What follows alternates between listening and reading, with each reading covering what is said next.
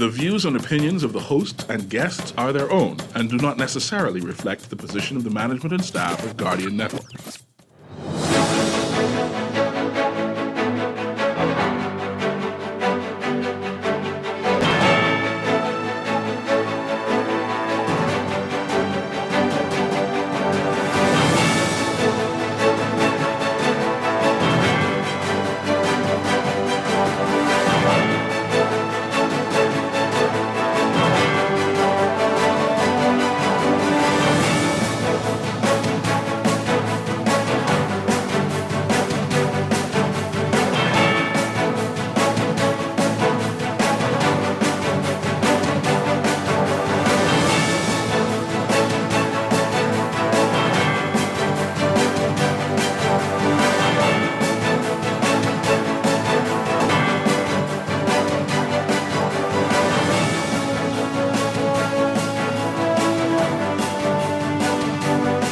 Good morning. The PLP making ready for the next election. Party prepares for candidate selection. Police investigating the country's latest murder.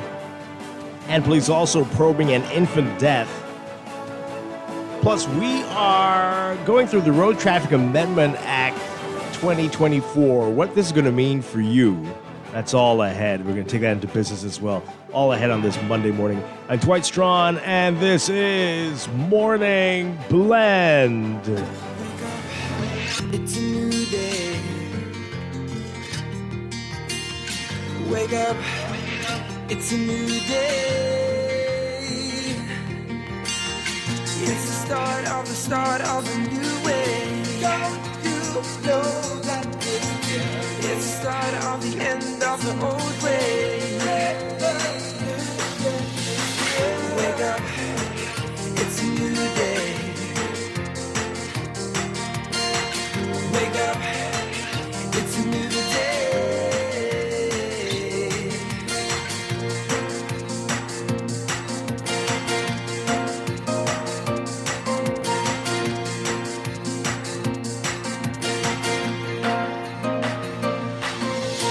Good morning again, Bahamas. It is Monday, November 11th, 2024. This is Morning Blend on Guardian Radio 96.9. Again, I'm Dwight Strachan. In a moment, Deandra Cartwright will be joining us. That's all straight ahead this morning. But first, time for the overnight, the latest breaking news from while we're sleeping, and the top national and international headlines this morning.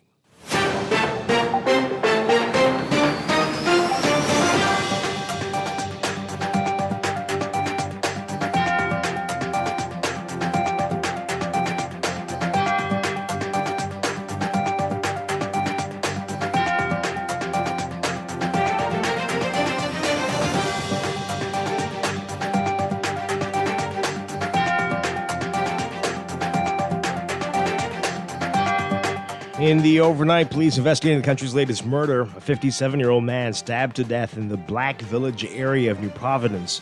Police say reports indicate that around 9 p.m., the man was overheard, this was Saturday night, we believe, overheard arguing with someone he knew, and the disagreement escalated into a physical altercation. Shortly before 1 a.m. yesterday, the victim was found dead in a home on Hyler Street. The murder count for the Bahamas is 105 for the year, according to Nassau Guardian records. Police are investigating the death of a baby girl that took place on New Providence. This happened on Saturday, according to reports. Around 6 p.m., shortly after she'd been fed by her mother, the infant was found unconscious. She was taken to the hospital by ambulance but did not survive. An autopsy will be performed to determine the exact cause of death. A man accused of raping an American tourist has been remanded to prison. 19-year-old Jabez McDonald made his first court appearance before Assistant Chief Magistrate Carolyn Vogt Evans. Prosecutors allege that McDonald raped the 20-year-old woman on a beach on November 2nd. McDonald did not have to enter a plea and was denied bail. He returns to court on March 25th. An 18-year-old sentenced to 6 years in prison for a string of armed robberies targeting web shops that he carried out as a minor.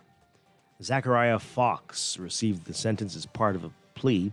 Fox has been in custody since his arrest in March 2022 and will be credited the time that he spent on remand. Fox pleaded guilty to charges of armed robbery and attempted armed robbery when he appeared before Justice Wilhelmina Archer Mins. The prosecutor told the court that on March 3rd, 2022, Fox and two others robbed Island Luck on Village Road of $3,576 at gunpoint. A cashier was also robbed of an iPhone valued at $1,000. Fox admitted to his role in the crime when he was arrested and interviewed by police several days later. The following day, on March 4th, Fox and two other gunmen held up Flowers Web Shop on Village Road. During the robbery, Fox's mask came loose, enabling a witness to identify him. On March 7th, Fox and his accomplices targeted Island Luck on East Bay Street. Their attempt to rob the business was frustrated because they couldn't enter the cashier's cage. Determined to get something, the robbers robbed an employee of $200. Archer Mins sentenced Fox to 6 years for 3 counts of armed robbery and 1 count of attempted armed robbery. The sentences will be served at the same time. Upon his release from custody, Fox will be on probation for 1 year, and if he gets into more legal trouble during that period, he would spend an additional year in prison. And with just under 2 years left in the current term, the PLP chairman Fred Mitchell says the party is preparing for the next general election. He told ZNS News, quote, there's been an assessment constituency by constituency of people and their performances as members of parliament. Those are objective assessments that will start working toward candidates in the next election. There's going to be a module for people who are interested in running for office coming up in January. And Mitchell's also saying all members of parliament have to go through that module again to qualify for the nomination. After suffering a landslide defeat in 2017, the PLP won the 2021 general election in a similarly overwhelming fashion under the leadership of Philip Brave Davis, who's now Prime Minister. The last general election was called 8 months before one was constitutionally due, as the Min's administration reeled under the pressure of the COVID pandemic and economic challenges triggered by it. So far, there's been no clear indication that the next election will be called before the 5-year term is up in 2026. Overseas, a transitionary council created to establish democratic order in Haiti signed a decree Sunday firing interim Prime Minister Gary Conille and replacing him with Alex Didier Fils-Aimé, a businessman who was previously considered for the job. The decree, said to be published today, was provided to the Associated Press by a government source. It marks even more turmoil in an already rocky democratic transition process for Haiti, which hasn't held democratic elections in years, in a large part due to the soaring levels of gang violence plaguing the Caribbean nation. Fils-Aimé is the former president of Haiti's Chamber of Commerce and Industry, and in 2015 ran an unsuccessful campaign for Senate. The businessman studied at Boston University and was previously considered for the position as a private sector candidate for the post before Conille took the seat. Conille, a longtime civil servant who has worked with the United Nations, served as prime minister for only 6 months. The Transitional Presidential Council was established in April, tasked with choosing Haiti's next prime minister and cabinet with the hope they would quell turmoil. But the council has been plagued with politics and infighting and has long been at odds with Conille.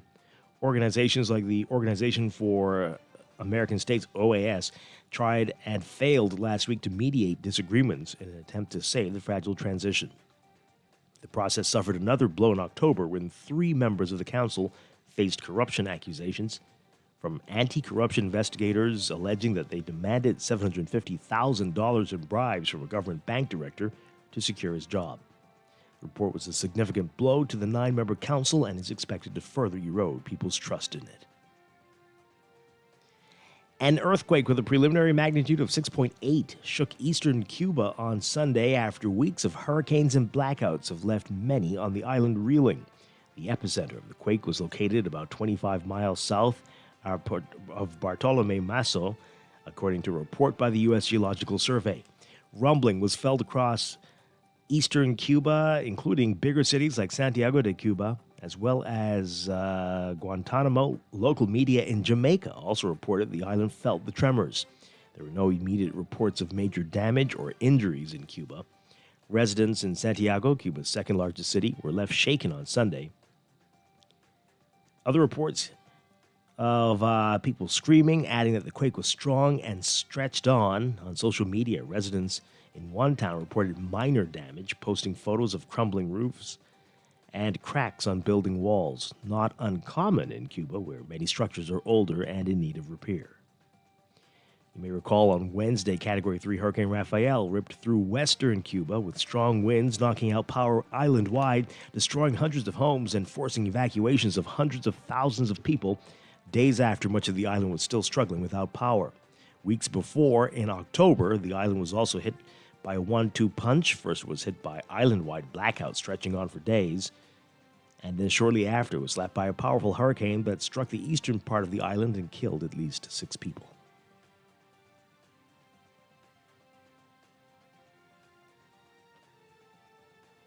And Israeli strikes killing dozens of people, including children, Sunday in Lebanon and isolated northern Gaza, as the world watched for signs of how the U.S. election might affect the wars between Israel and Iranian-backed militant groups Hamas and Hezbollah. Israeli Prime Minister Benjamin Netanyahu says that he has spoken 3 times with Donald Trump since Tuesday's election, and they, quote, see eye to eye regarding the Iranian threat and all of its components. Israeli President Isaac Herzog is scheduled to meet with U.S. President Joe Biden on Tuesday. The Israeli airstrike in Lebanon killed at least 23 people, including 7 children, in a village north of Beirut, far from the areas in the east and south where Hezbollah has a major presence. There was no Israeli evacuation warning either. Israeli military said that it hit a Hezbollah site used to store weapons, and the strike was under review. Hezbollah began firing rockets, drones, and missiles into Israel after war broke out in Gaza in solidarity with the Palestinians and Hamas. Israel retaliated, and a series of escalations have led to all-out war.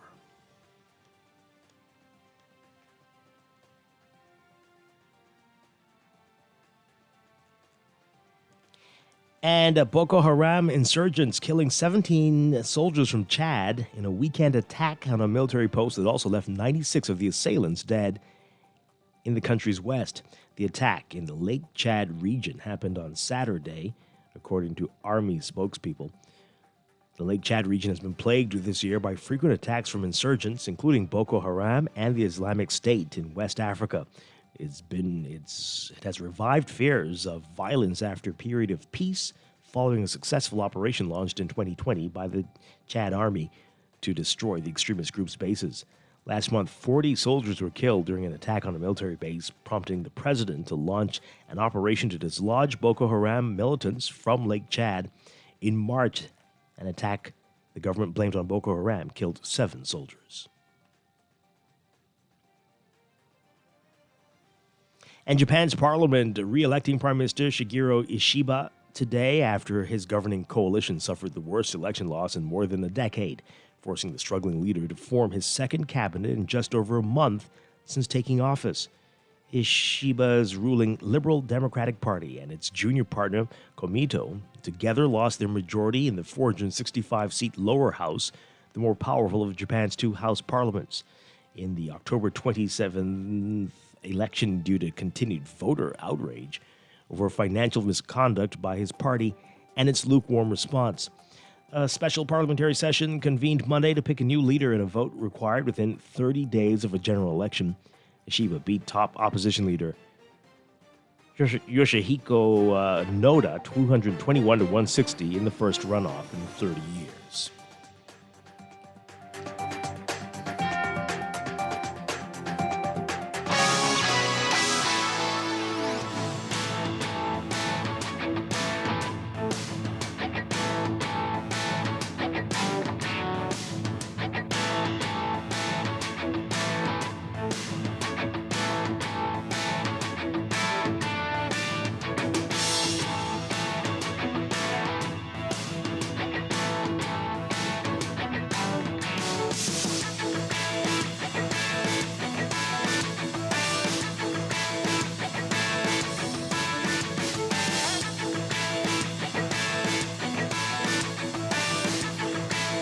In sports, the arena was packed for the 2024 Ministry of Youth, Sports and Culture National Sports Awards over the weekend at the Andre Rogers National Stadium.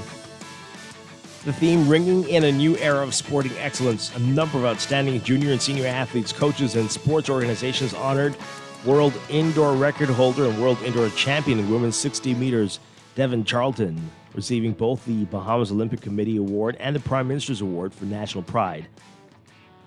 Among the night's winners were Celeste Gibson and Kriston Joseph. And more, you can read all about it in today's Guardian Sports section. From the NBA, Bahamian professional basketball player Giovanni Buddy Hield making some history Sunday, becoming just the third Bahamian behind the father and son duo of Michael Sweetbells Thompson and Klay Thompson to reach 10,000 points in the NBA. Hield's historic shot at a 23-foot three-point jumper came with 2 minutes and 55 seconds remaining in the third quarter to give the Golden State Warriors a 103-75 lead over the Oklahoma City Thunder in a matchup of two of the top teams in the Western Conference in the NBA. This was right there in Oklahoma City. The Warriors went on to win 127-116, improving to an 8-2 win-loss record for the season. Hield has been phenomenal for the Warriors this season, but has recently seen a reduction in minutes with the return of DeAnthony Melton from a back injury. On Sunday night, Hield finished with 8 points on 3 for 7 shooting from the field, 2 for 4 from deep, and now has exactly 10,000 points in his NBA career. Going into last night, Klay Thompson had 15,659 points, and his father, Michael, finished with 12,810 points over a 13-year career. And the 10th annual CG Atlantic Medical Swim Invitational held over the weekend, bringing together 8 competitive teams with the Mako Aquatics Club emerging as champions. Mako Aquatics dominated, scoring 1,206 points, followed by the Blue Wave Swim Club with 825 and the Barracuda Swim Club, third with 642. From the NFL Sunday night action, the Detroit Lions overcoming Jared Goff's 5 INTs to beat the Houston Texans 26-23. And earlier in the day, the Kansas City Chiefs remaining perfect for the season, holding on with a 16-14 win over the Denver Broncos.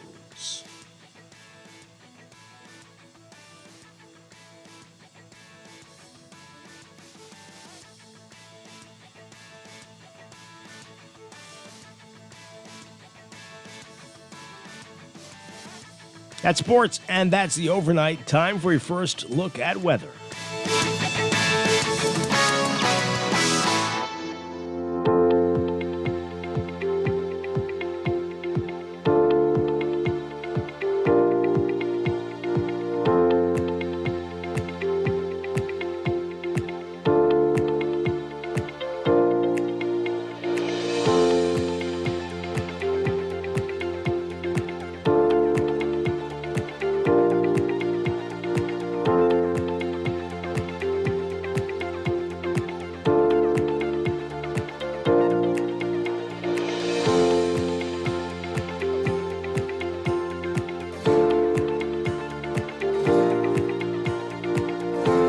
In your first look at weather for today, we've got a warm front that's going to support a surface trough along with the weakened area of low pressure just north of the Bahamas and across the northern Bahamas. Meanwhile, tropical waves south of the islands will spread clouds and shower activity into the southeast Bahamas through tonight.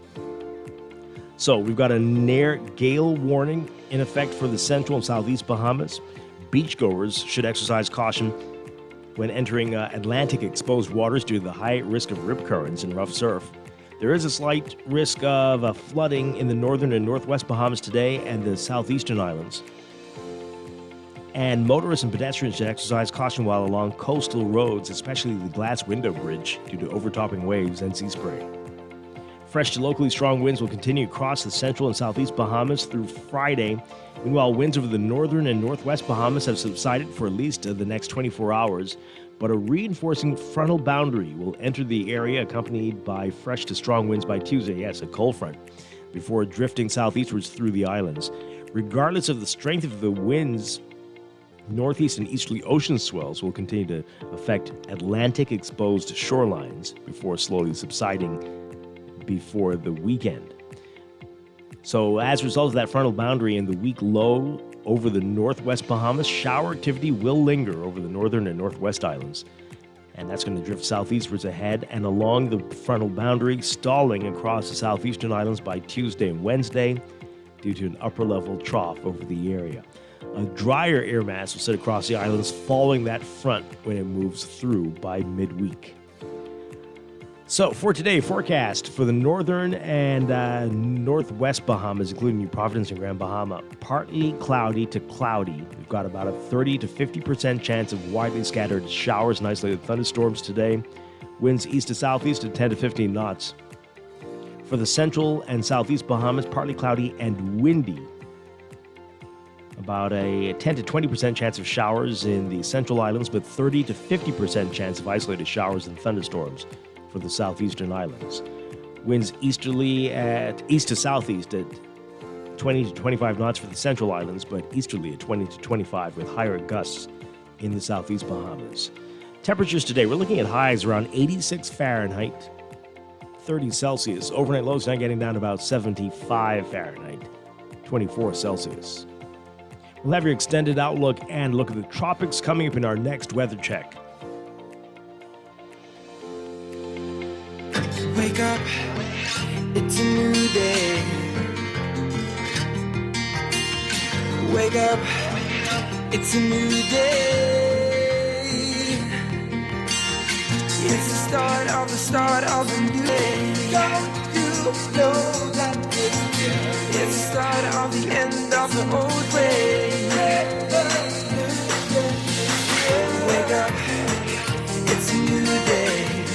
You are listening to Morning Blend. When we come back, we're discussing the day's top stories right here on Guardian Radio 96.9. Your home for fresh news and smart talk all day.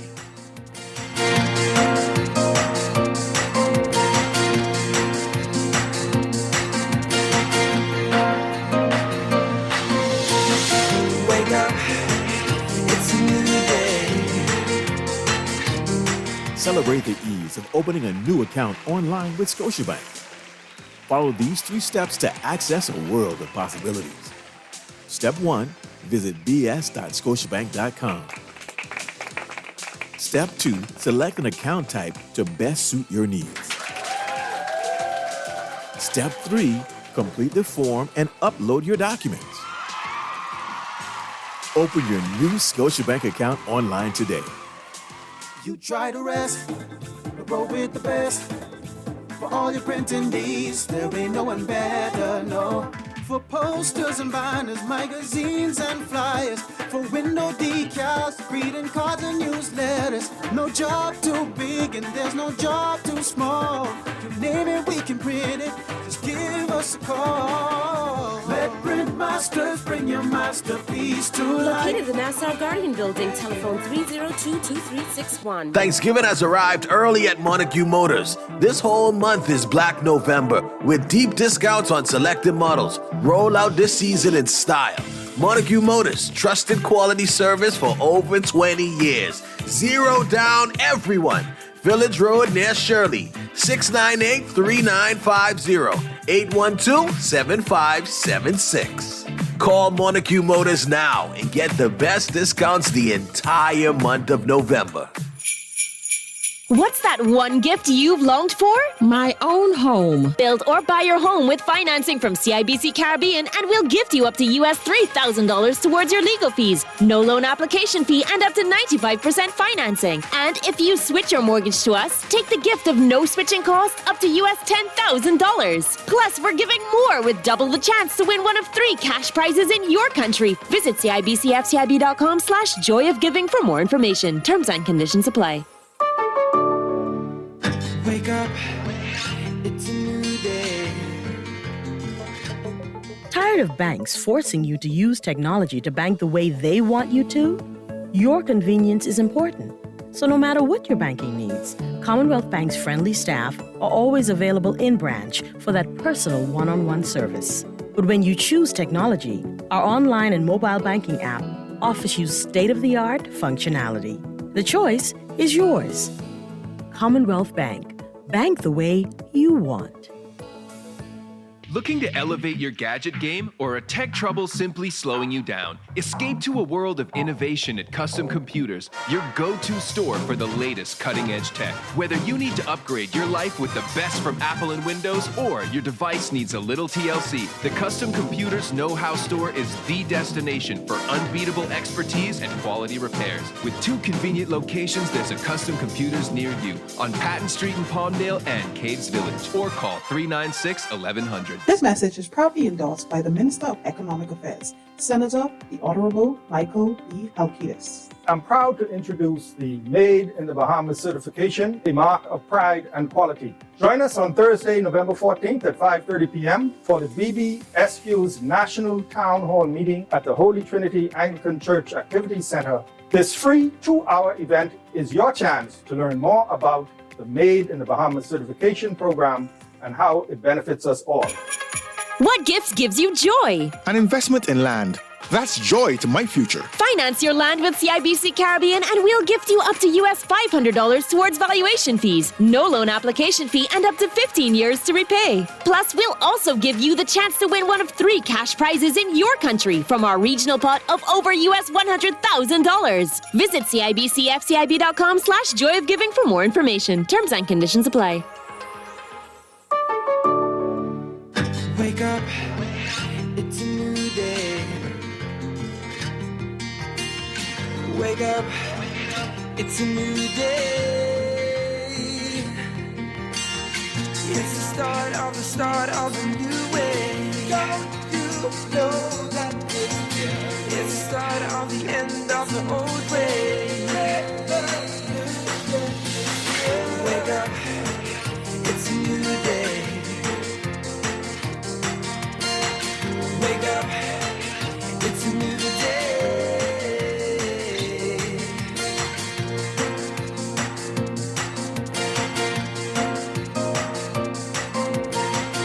Welcome back to Morning Blend here on Guardian Radio 96.9. We are streaming live on GuardianTalkRadio.com and on the Guardian Radio app for smart devices. We're also on your televisions on Cable Bahamas Channel 969 and BTC Flow Channel 612. You can tweet us at Morning Blend 969 or Facebook.com/Morning Blend 969. You can text us on the Guardian Radio text line powered by BTC 422-4796. Standard text rate supply. Once again, I'm Dwight Strachan. In a moment, Deandra Cartwright will be joining us. Also this morning, we're going to be talking about this. We're going to start in our 8 o'clock hour and head into business with this. The Road Traffic Amendment Act. The government has been talking about this, but they're proposing some big changes for January. A lot of these changes are needed, but some of these could make life difficult for some people, unnecessarily so. And we're going to talk about that. We're going to get your opinion on that. We've had discussions on this before. Many had been hoping the government would dial it back a bit with this, but it appears that is not going to be the case. And we're wondering what the end goal is here, especially when people are talking about trying to get the cost of living down. This is certainly not going to do it. But anyway, we'll get to that a little bit later in the show. That's all ahead. But let's begin with what else is in the news.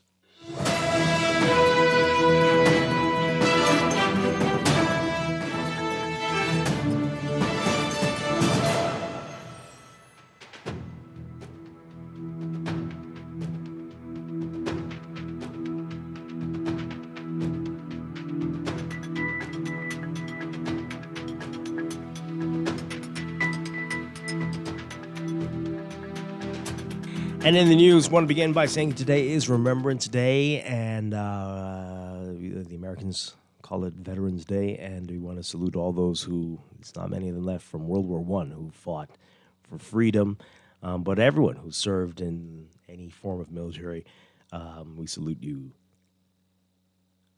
today. The Nassau Guardian celebrated its 180th anniversary this month, and every day this month there's been a blast from the past in the paper. You got to check that one out. Today, looking at the paper from the November of 1918, right after the end of World War I, the November 16th edition printed the complete terms of the armistice, which laid out Germany's surrender and of course, We know how that ended. It didn't quite mean that things were all hunky-dory and pretty much laid the groundwork for World War II. But that's in there today. You definitely don't want to miss that in today's Nassau Guardian. And don't forget, the Spot the Ball competition continues. Spot the Ball, what am I talking about? Whoa. It's Monday, folks. Oh, my goodness. It's Monday. Spot the 180th logo. Spot the 180th logo. That continues. The second winner is in the paper today. Sanjadine Smith won $180.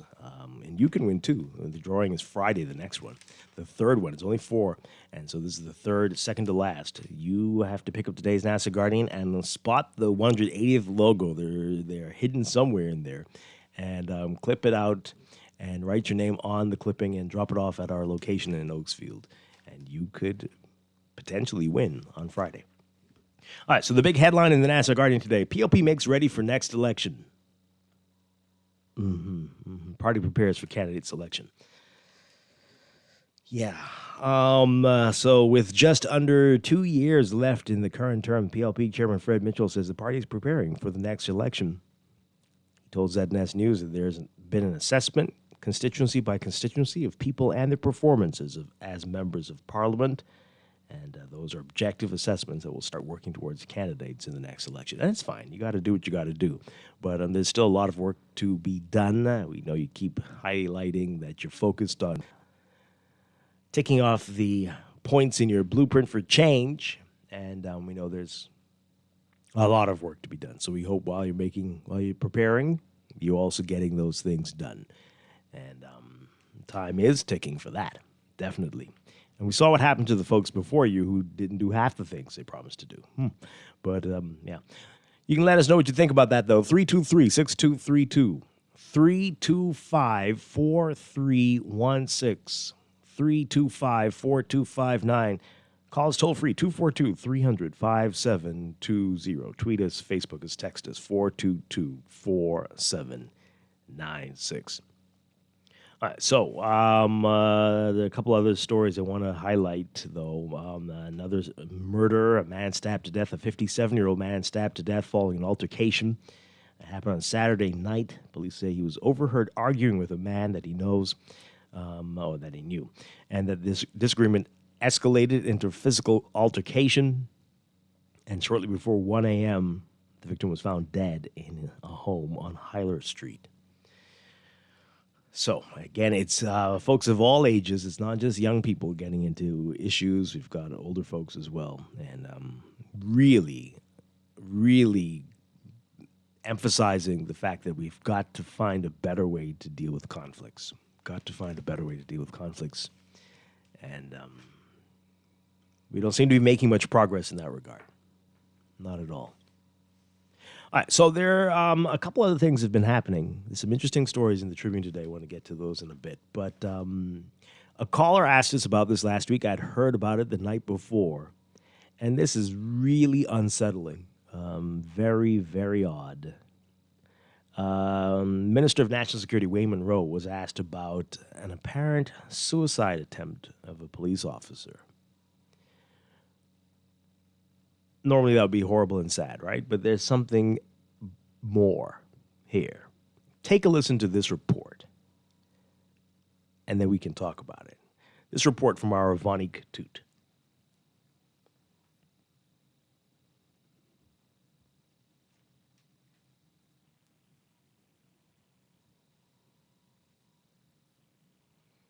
Going to get that report to you in just a second. National Security Minister Wayne Monroe has confirmed reports that a police officer facing a legal challenge and who was once involved in a controversy involving Energy Minister Jobeth Kobe Davis attempted suicide earlier this week. According to the police report, family members found the 38-year-old man hanging from a cord inside a home on Pincassia Avenue off Lady Slipper Drive around 7 Monday morning and quickly cut him down. He was transported to hospital in an ambulance for further medical attention. Yes, as an attempted suicide of I don't know if he's former or he's an interdicted policeman who was found on the case of the police with dangerous drugs, and he faces a trial for that. He is the officer who was involved with the incident with the minister that was caught on camera and resulted in what happened there, because the whole event was caught on camera. And so that was how the matter with the minister was resolved, because fortunately somebody had recorded the whole thing. In May 2022, the Police Staff Association said in a statement that an officer was assaulted by a female driver during Carnival. The PSA did not identify the alleged driver, but claims circulated on social media that Kobe Davis was involved in an incident. She denied claims that she knocked down a police officer at the Carnival event. The officer is currently facing charges unrelated to that incident. There are pressures. And what people have to understand is you have a responsibility. If you have a loved one and they are subjected to things that could cause pressure, they're having money problems, they're having legal problems, they're having relationship problems. You have to be aware that these things create stress. In the prison, that's why, in the correctional institution, that's why we brought on the psychiatric staff and trained the officers, because of course being incarcerated would create a shock. So when people are suffering relationship issues, when they're suffering financial issues, when they're suffering legal problems and challenges, that can tend to affect you mentally. There has been an increase in the number of suicides and attempted suicides reported in the country. Health Minister Michael Darville recently revealed there are as many as 400 suicide attempts a year. I have seen in the police reports too many attempted suicide reports, from a 14-year-old girl who attempted suicide because her mother told her she wasn't worth anything, to a 21-year-old woman in Abaco who attempted suicide because she said she felt nobody cared about her. I see too many. And it seems like there's one at least every other week, if not every week. And that's telling me that there are stresses, a lot of them related to self-esteem, related to legal problems, related to financial problems, related to relationship problems. And so when this happens, we have to, as a community, try to be a little bit more caring and a little bit more loving. Reporting for the Guardian News Network, I'm Vaughnie Tude. Okay, so that story ended up going all over the place, but I think I was almost intentional by the minister. But anyway, so we started talking about the officer who has had quite a bit of a spotlight, to say the least, shining on them for a long time. But I think he's speaking generally there, where he says the pressures. I don't think he meant the officer, but it's really, well, we don't know. And then that's kind of weird. I see some people in the comment section on Guardian, on our social media pages, saying how he's kind of prejudicing the case by all these comments he's making. But we don't know if he's talking about this specific officer or generally. But people, this rumor slowly, it hasn't gone viral, but it went around quite a bit last week that this had happened, which is quite curious, right? So things have gotten odd for the officer. Monroe is saying that there is a video. Though, did anyone see this video?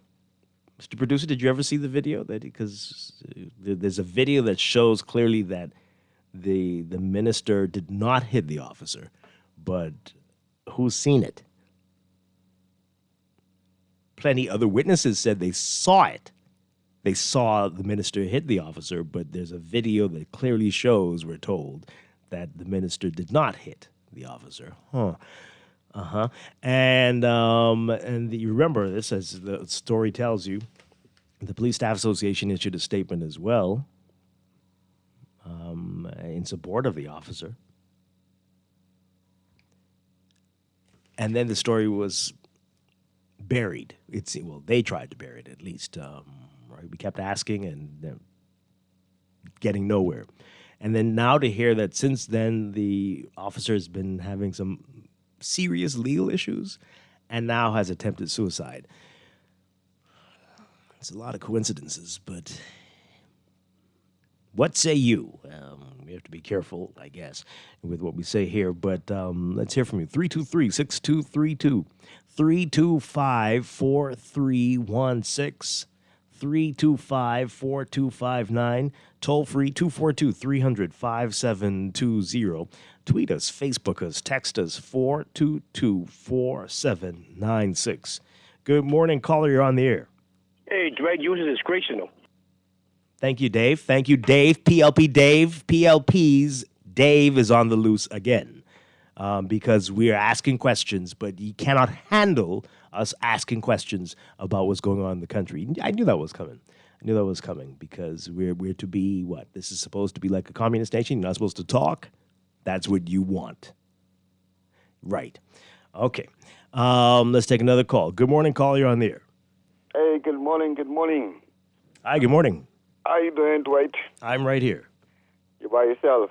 For now. Dwight, man, come on, man. I hope moving forward, right, we work together to try to dismantle the status quo inside this country, man, Dwight. Dwight, the PLP and the FNM are the owners of the status quo, Dwight. And until we understand and accept, it makes no sense for us to keep trying to pretend that we can get something out of the PLP or the FNM in any time soon, right? Because they didn't show the whole world that they're not interested in governing this country. They didn't demonstrate that over and over. But you can't even hear in the media where they trying to find ways to the cartel with the PLP, and it's like the media's them, not you, Dwight, but the media houses, most of them, it appears that they only interested in the status quo. No, I wouldn't. Right? No. Let me give you an example, Dwight, right? Why are we pretending that the COI don't exist in this country? Mm-hmm. Why? I don't think anybody's doing that. But it's coming across that on the media houses, man, Dwight, because some people, you can't even mention the COI or Lincoln being on their radio show because this is like a criminal offense. It's like only the PLP and the FNM has the ability to come on these radio shows and talk about the things that they do not plan to do. And moving forward, I think we have to involve everybody because the status quo in this country is what killing us, Dwight. Can you name? Don't go yet. Can you name? Can you name 3 members of the COI? Can I name 3? Yeah. Lincoln Bain, Charlotte Green, Dr.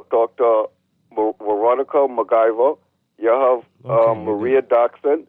You have Kai Mills was just certified. Oh dear. Right. It's we have the COI have 21 certified candidates for the upcoming January election, and they are playing. The media is playing like it's a scrap group party. Well, my advice. I mean, I'm not here to give advice to political parties. Right. But I think they need to make themselves more. More boy. More available? Available, sure. That's a weird word. But if we heard from them in a non-protest manner, like they may try to get on some shows, try to get on some panels, so people can hear them and hear what they believe and what they think about. Wait, the people in the Bahamas is resignating to the COI simply because the only group showing interest in the concerns of the Bahamian people are the COI, Dwight. The PLP and the FNM is not interested in what's happening to the Bahamian people. They're not. In fact, they are blaming the Bahamian people for the things that they're supposed to be governed, right? Mm-hmm. Okay. Wow. Have a nice day, my Thank you very much. I didn't expect him to be able to name off people. But hey, good for him. Good for him. I dare say most people can't, and that is an issue as well. But hey, DeAndre Cartwright, good morning. Great to have you with us. Morning, Dwight Strachan. Happy to be here. Hey, let's take this call. Good morning. You're on the air. Here we go. Hey, Dwight. Good morning. Yeah, man, I love when callers get a chance to get you in a dance like this. Now you giving out political advice. It's very scary. Very scary. No, but Dwight, I wanted to to just chime in on the whole issue with the police officer and the alleged incident or what's connected. And I wanted to ask your opinion just to try and put it in context for you. Because for me, I don't need a video. I actually was there that morning when the incident took place. If you were standing up in the Guardian's parking lot or in the road by the Guardian, and a police officer said to you that you cannot turn into this parking lot or you cannot go this way, and you take your vehicle and place your vehicle on the uniform or body of that police officer, and you're nudging the officer saying, move, move, call your boss. I don't know if that constitutes hitting the individual, but I do know if you or I were to commit such an act, there would be some consequences that we would have to face as a result of it. That is what I witnessed that morning that took place. And I talk about scores of people who were, in fact, they're recording it and watching it. It was a jaw-dropping moment. And so that did, in fact, happen. Mm-hmm. Okay. I did not observe the officer physically being like, I talking about knocked down or nothing, but the vehicle was placed on the uniform and body of the officer, and the officer was being nudged with the vehicle, being told to move to allow the vehicle to go where they wanted to go, and he was being told that he was given orders not to allow vehicles to pass. That's what occurred that morning. So. Wow. Okay, all right. Thank you very much. Yeah. So I think that's what it is. It's semantics. People are saying knock down and knock to the ground as opposed to nudging. But yeah, the Tribune has a quote from the PSA in there, the Police Staff Association, saying that the officer said that the minister, who was not named, said, quote, "Do you know who I am?" as she attempted to drive around the barricades. Powerful. Yeah. You know, it's unfortunate we have to be talking about this whole story, but again, the officer attempted suicide. Good Lord. Good morning, you're on the air. Okay.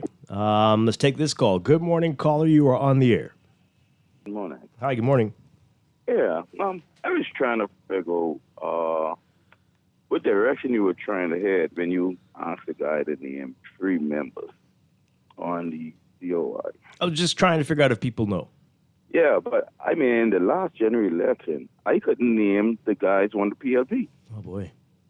I really couldn't have. I knew Brave Davis and I know the Minister of National Security, but the rest of them, like Joe Beck, she's just coming around. I never knew her before she ran. Mm-hmm. Yeah, that's an interesting point, because you're right. A lot of people didn't know them because they'd never heard them speak before either. And this is the same thing. So this is my advice to all of these parties. I mean, let's hear you. Let's see you right. Let's see what you have to say away from your leader, what you think and what you would want to see for the country. And we can't say that for most of the people in politics today. They spring up before the election. They're relatively quiet if they win. And you definitely don't hear from them if they lose. And then suddenly, before the election, they pop up again. And that's a major disservice to all of us and themselves. Okay. Understood. Yeah. So, you could, like I said, try to let us know who you are. You asking candidates, potential candidates, or even named candidates, to go and say what they would want to happen without the leader's permission? Oh, well, do they have to get the leader's permission? Oh, I believe that was in the news issue. a while back, where particular candidates may have been saying things, or particular MPs may have been saying things, and then it was countered by the leaders, okay. you know? It's the protocol inside the party. Dwight, you have to remember that. Got to fall in line. Yeah, exactly. Let's take another call. Good morning, you're on the air. Hi, good morning, caller. You are on the air. You're entire line, but Dave, what exactly is your issue? We're asking questions here. You don't want us to speak? This is very childish. For the love of God, somebody come and get him. Oh, dear. We really can't handle this. Producer, please. We can't, yeah. All right, caller, good morning. You're on the air. Yeah, good morning, Mr. Strachan. Good Hi. morning, D'Angelo. Morning. Yeah, Mr. Strachan, we are all responsible for this type of behavior as a collective because we are weak and pathetic, and we don't like to speak out against anything, and we love euphemism and all type of other isms except spiritualism.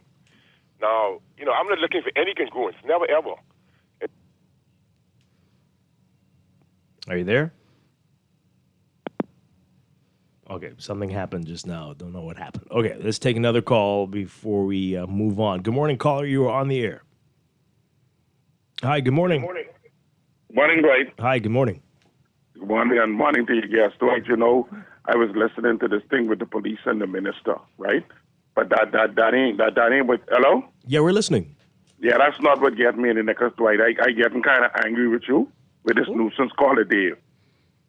Because we out here, we trying to conduct a proper show, a show that is above board, that we used to with Morning Blend. And this what you allowing to happen to us. Not allowing here, it, Dwight? but you need to send a message to the chairman of the party to come and get their minions, right? Yeah, but we're Dwight, trying. This man is sabotaging the show by calling through a different, having someone Dwight, else pick call up the police. Yeah. Like, call the police, because you don't know people like that who don't understand. It's obvious.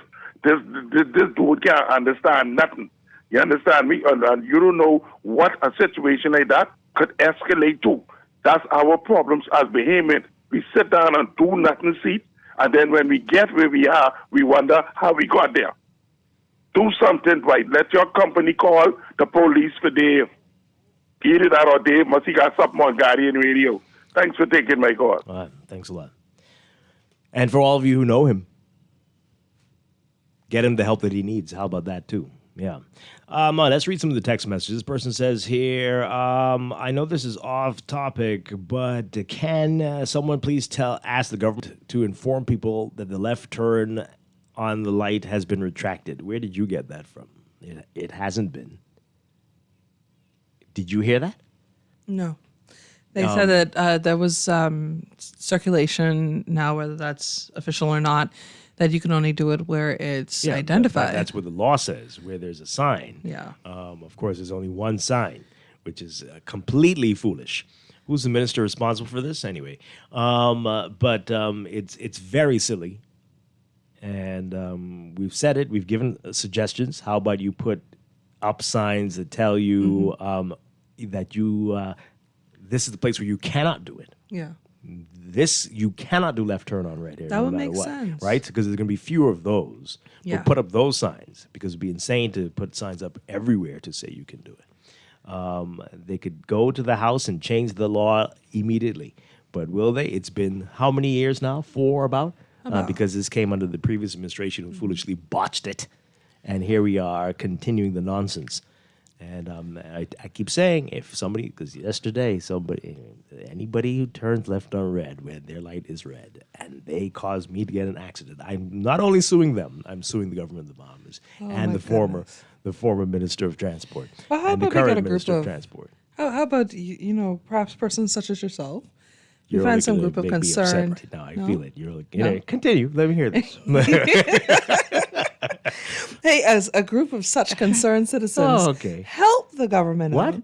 Identify those places that these signs to say not to turn, and then submit it to the government. Mm-hmm. And then 5 years after it's done and nothing's happened, what should we do? Then you would be even more justified in saying you're not doing your jobs. Because at least you tried to help. No? Okay. I could do this list before the end of the show.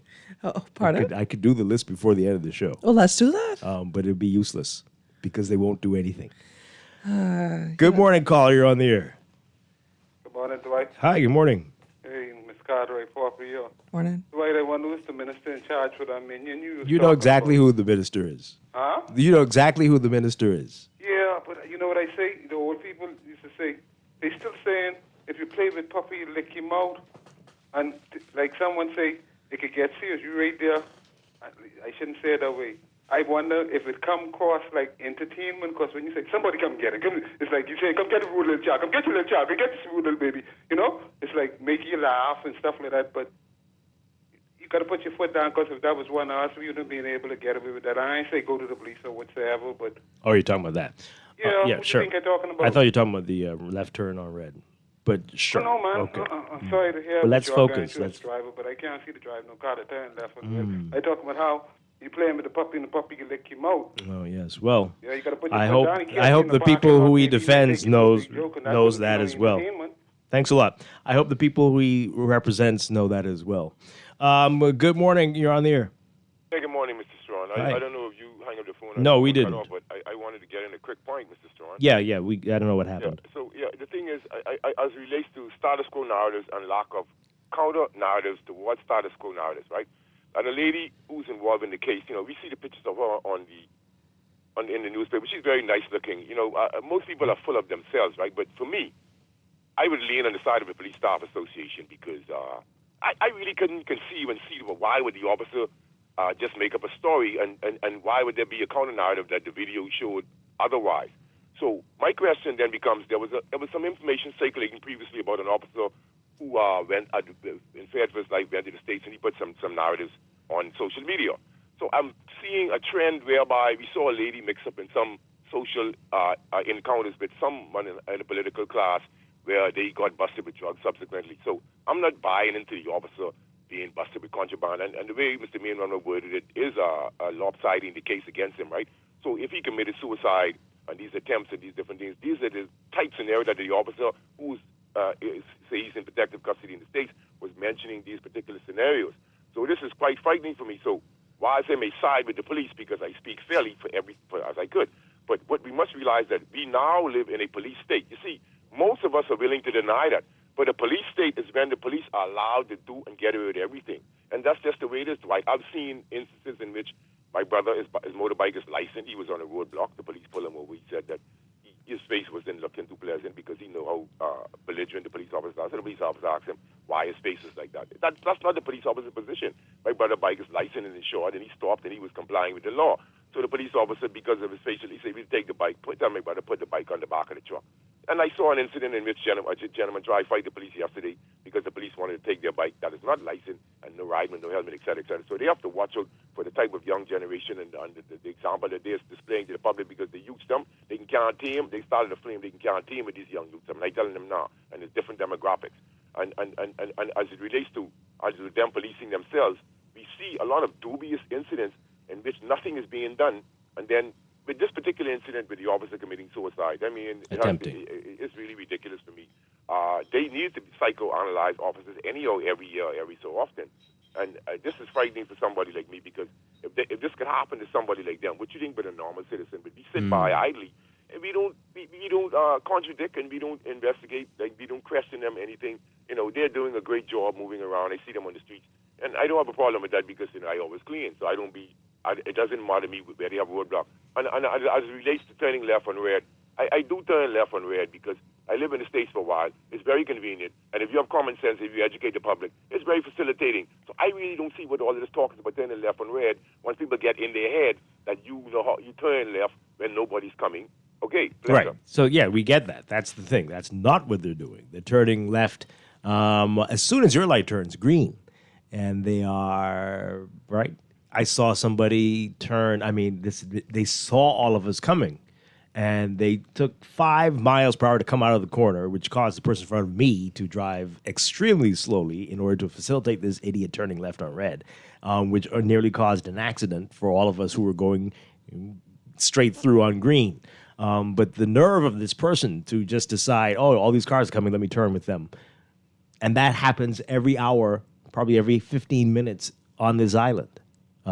So, yes, if you are a mature, sensible driver, you know how to do this. We don't have many of them around here, apparently. Not at all. This texter is very confused. Sometimes I wonder, what are people hearing? What's going on? Is there an issue with our signal? This person says, did you personally see the video that clears the minister? Because by your statement, it sounded like it. You saying the video clearly shows it. Is this addressed to Dwight Monroe? Because he's the only one who has seen this video. Who's the you? This must be for the minister. Okay. Right? Because who's you?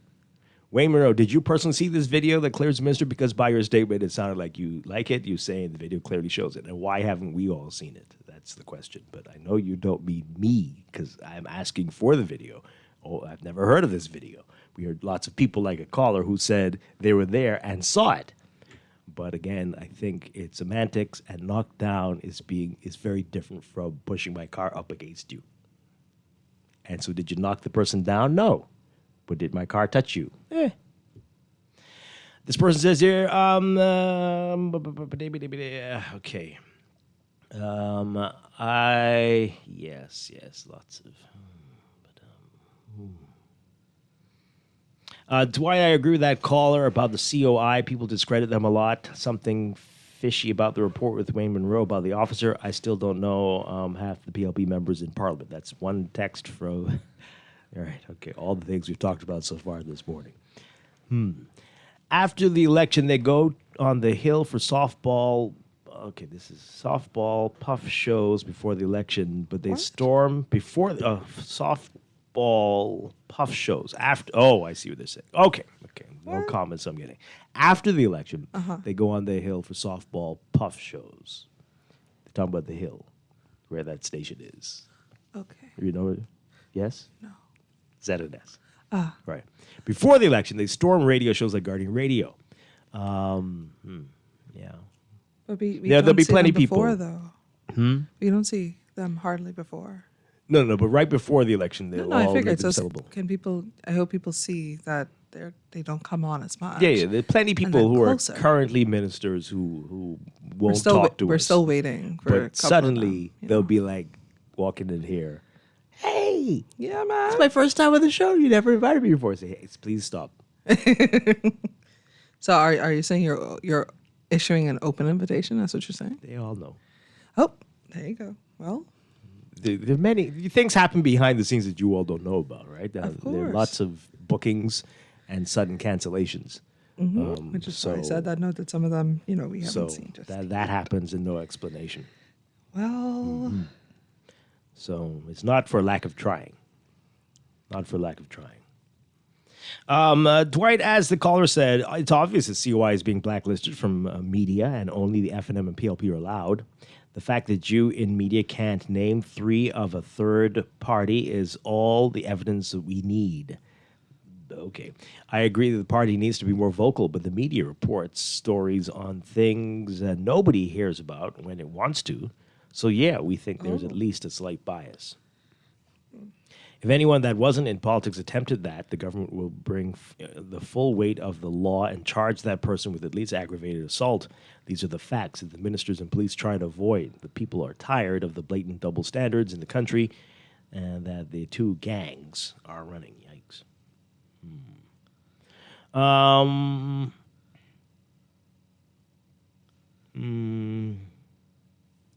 Texter, nope, you're incorrect. I'm not going to read this on the air, but it doesn't work like that.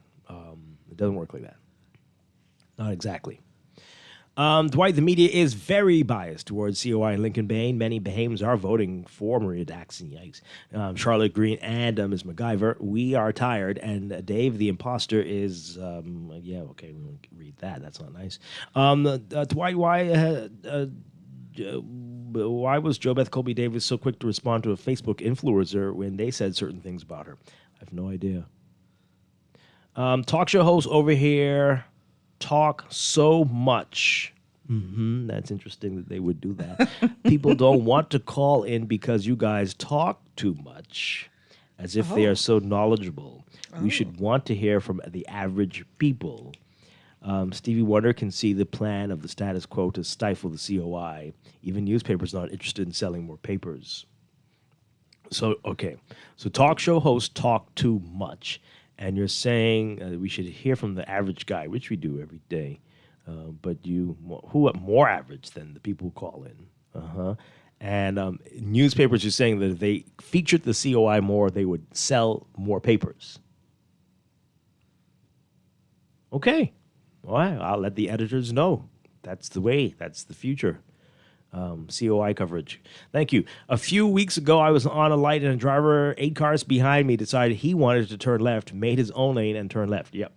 I've seen that before. I've seen, we are all in the left lane, but we're going straight. And this guy went in the lane opposing traffic to go around the right turn lane to turn left. Do you get what I'm saying? You understand that? I have seen that it happens He on. went around everybody to turn left. Is that on Mackey Street? This was on any street. No, listen, that happens religiously on Mackey Street, Bar 20, Chesapeake, not Chesapeake, anyway, Bar 20, what we call it Bar 20, which is notoriously always backed up with traffic. And so what people have started doing is creating their own lane on the right side to drive around to take that left into Bar 20. I'm like, how in the world is this allowed to happen? Wow. Okay, let's take some more calls from the average people before we have to take a break. Good morning, caller. You're on the air. Good morning, Deandra, and good morning, Dwight. Hi, good morning. First and foremost, you know, we as Bahamians who are concerned out here have been speaking for quite some time about the obvious road issues that we have, and they have not been addressed. I won't even touch the license plate situation. You know, we spoke to everything from putting speed bumps on the main roads in some of these communities. We've talked about unpainted speed bumps. There's no white arrows on them. You don't even know there's no signage up. We talked about the potholes, and as you can see, I sent you that video with Hawkins Hill. Finally, they did that with that big pothole on top of the hill. We have spoken to the yellow boxes being returned. Yes, it is law. They put the boxes on the road, and the authorities that be allowed these boxes to basically disappear. And now we are right back to the same scenarios before the yellow boxes were introduced, and that is foolish people are blocking the pathways, knowing that the light is going to change, and they block the flow of traffic from the opposite direction, which means nobody can pass the intersections. I've seen police officers seeing this. I didn't see anyone getting pulled over for blocking boxes. That was passed in Parliament. Then the turn on red. I mean, it is ridiculous 2-3 years later, after this potential law has been passed, that there's no signage up. And then the ridiculous statement that come behind was, oh, well, you can only turn left where signs are posted. My God, if you're not putting up signage for speed bumps and even stop signs, why would we expect you to put up signage for no left turns? I mean, this whole country in terms of traffic and in terms of road use and everything has gone out the windows. It just seems as if nobody cares. And then when persons such as myself and others who are concerned come on the airwaves to point these things out, then you have the political pundits for these political parties come out to try knock you. You know, it is just foolish. We are going backward. So, in essence, then, in closing, we will continue to point out these atrocities that is happening out here that endangers not just our lives as drivers, but also endangers pedestrians, endangers animals, and so on and so forth. We have to keep on pointing these out until the powers that be do the job that we, the taxpayers, are paying them to do. All right? Thank you I'm very just much. going to end my commentary here this morning. Thanks for taking my call. All right, appreciate it. All right, so a little bit later in the show, we're going to be talking about the Road Traffic Amendment Act, what's proposed. Most of it is good, but there's at least a couple things that have raised eyebrows, and it looks like the government's not backing down from it. So we want to hear from you when we get into that a little bit later in the show. All right, we need to take a break. I see the phone lines are still lit up, and we got a lot of your text messages to get to. We'll get to those after we get back. And then we also want to talk about some other things that are really unsettling in the papers this morning. We're going to get into all of that on this Monday morning. This is Morning Blend on Guardian Radio 96.9. Here comes the 2 to the 3 to the 4. Tell them bring another round, we need plenty more. 2 stepping on the table, she don't need a dance floor. Oh my, good Lord. Someone pour me up a double shot of whiskey. They know me and Jack Daniels got a history. There's a party downtown near 5th Street. Everybody at the bar getting tips. This is Guardian Radio 96.9 FM, Nassau, Bahamas. It turns out that there is more than one special gift to give that special someone this Christmas. Consumers are searching for the perfect presents and the right prices. So why not place your products or services in the Nassau Guardian's Holiday Gift Guide? And this year's Christmas shoppers will be sure to find that special something for everyone on their list. For an all-inclusive price, you can have your ads published twice in December in the Nassau Guardian's Holiday Gift Guide, in addition to 10, 15, and 30-second commercials, and not to mention a web ad on the Nassau Guardian's website. Advertising deadline, remember, is November 29th. For more information, Contact your sales agents or call the Nassau Guardian Advertising Department at 302-2300. That's 302-2300. And ask about our Holiday Gift Guide Media Bundle. You don't want to miss this opportunity. Ring in those holiday profits by placing an ad in the Nassau Guardian Holiday Gift Guide.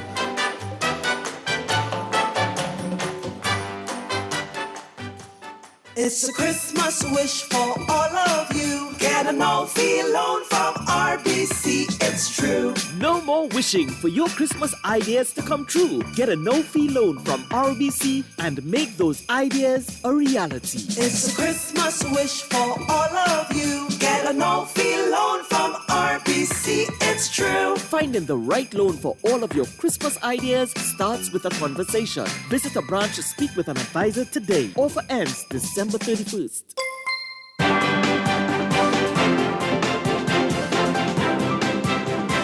Got your first look at traffic for the morning, brought to you by RBC and their Holiday Home and Auto Expo. Join on November 16th at their JFK location. All right, a reminder about the work going on Mount Royal Avenue. That is between 7 p.m. to 2:30 a.m. nightly. That's expected to continue until November 15th. So avoid the area if you can. Only residents will be permitted during this work period. So that's nightly again, 7 p.m. to 7:30 a.m. To 2:30 a.m. rather.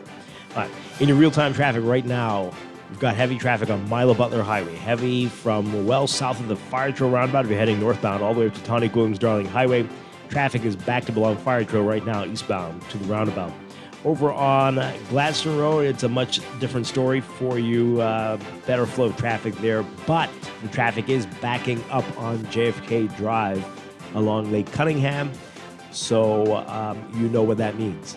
And they've got leftbound traffic as well. Slow moving on JFK near Theodore Lane.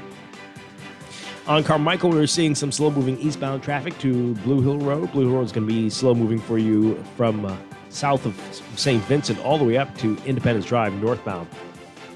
And traffic building on Independence Drive.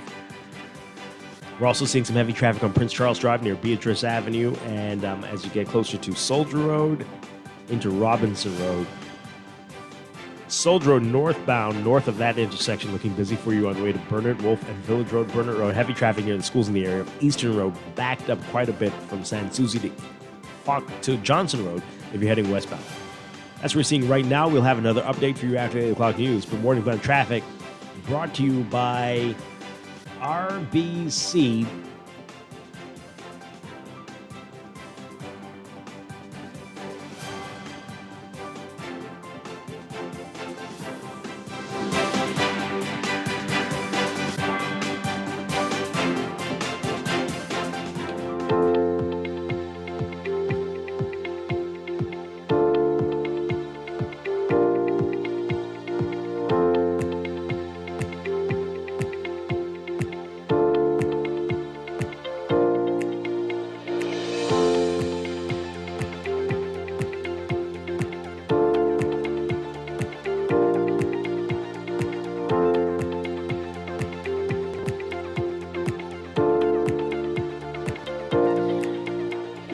Time for another check of your weather for today, brought to you by InvestFest Bahamas. Here's what's happening. We've got a warm front that's going to support a surface trough along with a weakening area of low pressure across the northern Bahamas. Meanwhile, a tropical wave south of the islands will spread clouds and shower activity into the southeast Bahamas today through tonight. So we've got a number of warnings in effect. A near gale warning in effect for the central and southeast Bahamas. Rip currents expected to be a high risk of rip currents in rough surf for beachgoers. You're being advised to exercise caution, especially if you are swimming in Atlantic exposed waters. And flooding likely during rainfall events in the northern and northwest Bahamas and the southeastern islands heading into Tuesday and Wednesday. And if you're on coastal roadways, be careful. There could be sea spray and overtopping waves, especially near the Glass Window Bridge in Eleuthera. Your forecast for today for the northern and northwest Bahamas, partly cloudy to cloudy. For the central and southeast Bahamas, partly cloudy to windy. and a 30 to 50% chance of showers and isolated thunderstorms in the southeast Bahamas. High temperatures today around 85 Fahrenheit, 30 Celsius. Overnight lows tonight getting down to about 75 Fahrenheit, 24 Celsius. In your extended outlook,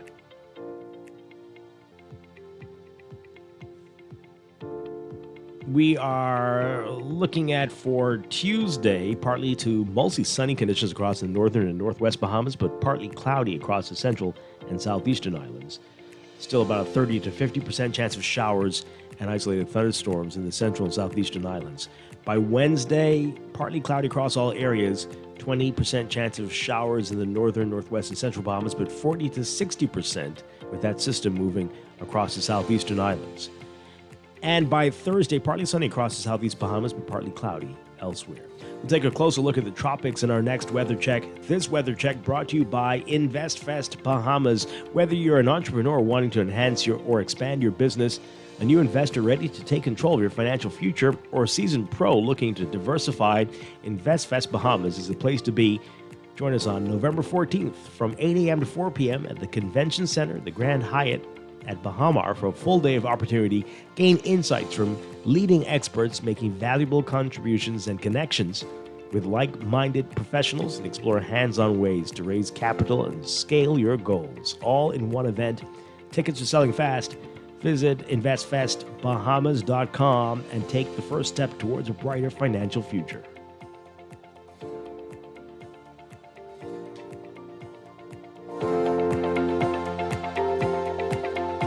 At Wendy's, we are different. We don't just use beef, it's fresh, never frozen. Our burgers are square because we never cut corners. Served hot off the grill with fresh lettuce, tomatoes, onions, and American cheese. We believe in fast food done right. Always serving fresh, never frozen beef. Order a hot, juicy Dave single, double, or triple. Made with fresh, never frozen beef. Now only at Wendy's. Different inside and out.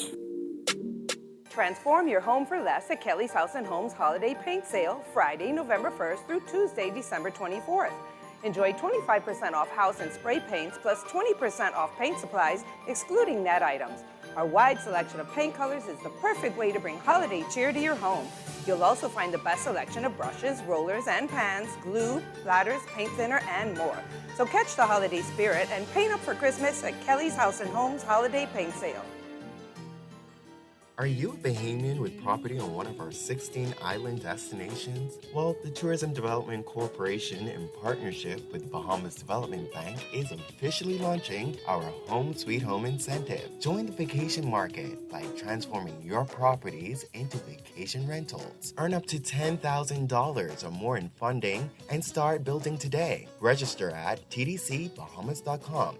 from October 7th to November 18th. What are you waiting on? Build your vacation home today. Screws and Fasteners World, Balfour Avenue and Palm Beach Street, has those hard-to-find fasteners for you right now. You can find stainless steel regular hex, carriage bolts, galvanized bolts, threaded rods, nails, self-tap screws, sex bolts, anchor bolts, turnbuckles, masonry tools, hand tools, and weed whacker strings. Check out the rope selection and car body fasteners, too. Special orders are welcome. It's your #1 fastener store. Screws and Fasteners World, Balfour Avenue and Palm Beach Streets. Call 326-1976.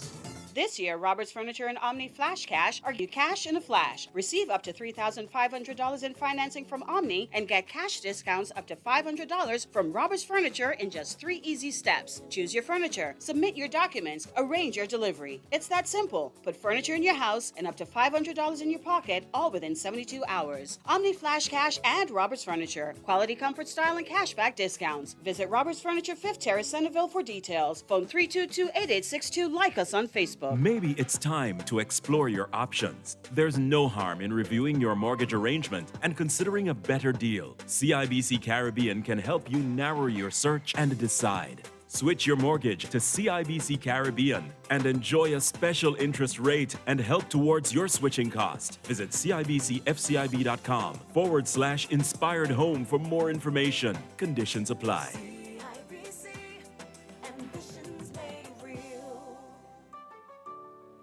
Wake up, it's a new day.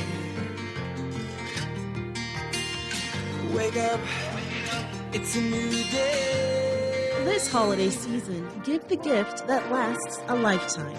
Financial freedom with CFAL. Whether you're looking to take the stress out of holiday giving or plan for the future, CFAL has you covered. With our suite of savings products, you can start with a minimal upfront investment and low monthly contributions. Get a jump start with 2025 financial goals with CFAL Savings Express, or give the little ones a head start with the CFAL Education Plan. You can also secure your own future with the CFAL Blue Marlin Retirement Plan. This holiday season, make your gift count with CFAL, where small savings lead to brighter futures. Visit CFAL.com today to start building wealth so you can live well.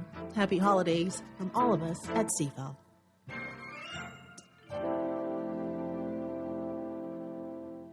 This October, Dunkin' Donuts is brewing more than just coffee. We're brewing strength because we're stronger together. Donate at any Dunkin' location to support breast cancer awareness, and we'll match every dollar you give. Together, we're making a real difference for the Sister Breast Cancer Support Group. Sip, smile, support. When we stand together, we're stronger together because the Bahamas runs on Dunkin'. Maybe it's time to explore your options. There's no harm in reviewing your mortgage arrangement and considering a better deal. CIBC Caribbean can help you narrow your search and decide. Switch your mortgage to CIBC Caribbean and enjoy a special interest rate and help towards your switching cost. Visit CIBCFCIB.com/inspired home for more information. Conditions apply.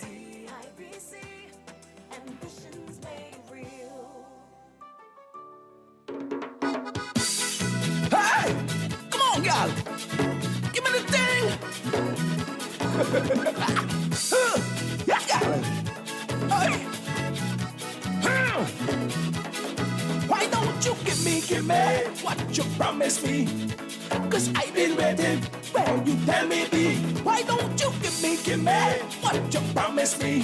Got some play around and give me. See, I done wash your dishes and all your brother clothes. We are back with Morning Blend on Guardian Radio 96.9. Dwight Strong along with Deandra Cartwright on this Monday morning. Okay, we're talking about a lot of things. We're getting all over the place here. But let's see, if we take this call really quickly, I want to read some of these messages and then I want to get on to another issue that's in the papers today. Good morning, you're on the air. Are you there? No, you were holding for a while. Call us back, 323-6232, 325-4316, 325-4259. Tweet us, Facebook us, text us, 422-4796. All right, this texter says here, Jeff, the previous caller, ain't lie about the boxes in the streets, but as he says, follow the money. Who got paid for it? What now? And why is it not being kept up? Okay, on a side note, of how unserious we are, go to the road traffic site. It's like a time capsule. Its latest news is from 2017 with the same issues, plates and licenses ready. We need to fire all these people. Nothing works around here. Wow. Well, okay, I don't know about that. But something needs to be done. Something needs to be done, absolutely. This texter says, I drive from out east to Mackey Street every morning, and I hardly ever see a single police vehicle on the street. Persons create their own lanes, speed, and do all manner of things because there's no patrols on the streets. Wow. Okay. Yeah, let's take the call. Good morning. You're on the air. Good morning. How you doing, Mr. Dwight? Doing well. Yes.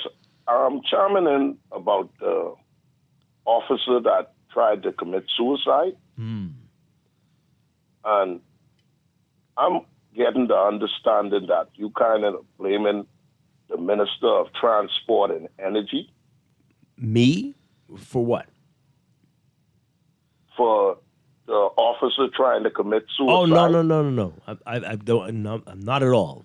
We're just saying that this happens to be the same officer involved in what a very unusual, complicated, it seems, situation from a couple years back. Are you aware mental illness is a serious disease? Trust me, I'm painfully aware, especially since starting this show. Okay. Mr. Strachan, I want to say that the officer involved with the matter with the Minister of Transport, according to the commissioner, Okay, no, I suspect you're going to go in a direction that you probably shouldn't right now. But anyway, we're wishing the best for him, and hopefully that this matter will be resolved, whatever it is. He's facing lots of legal issues as well.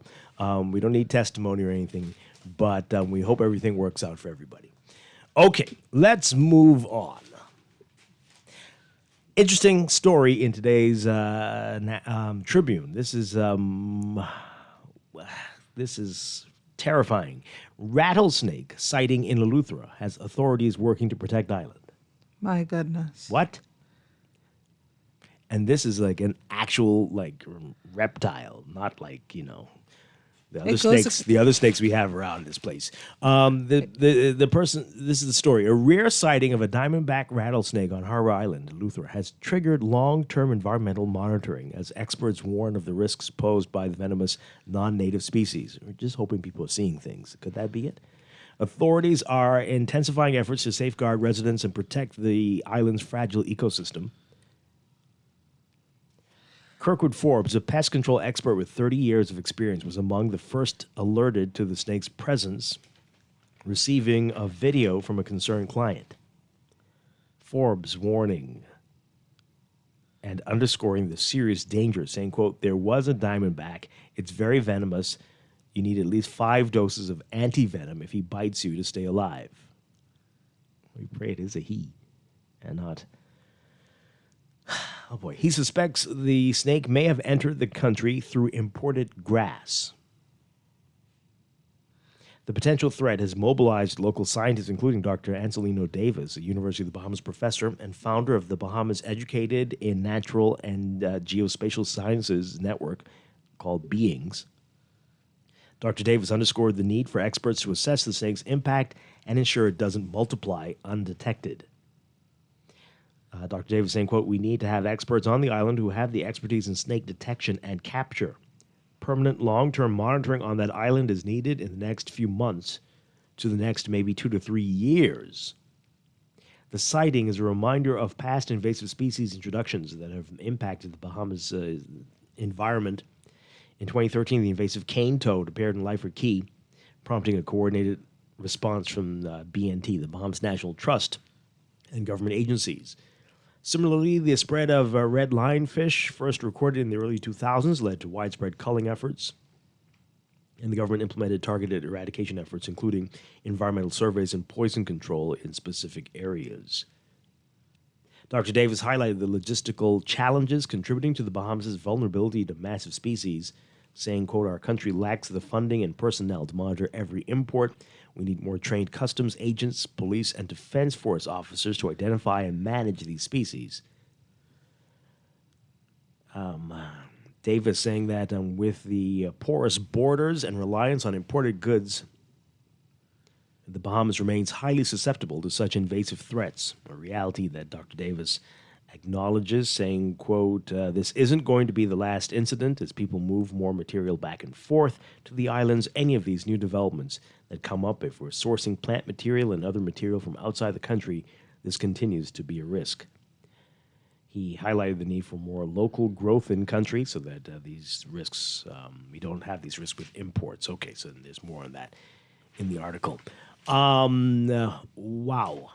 Very scary. I don't know how many people saw this, how many people really know what they're looking at. Maybe there are other snakes that look, I mean, if you see the rattle, you know what that is.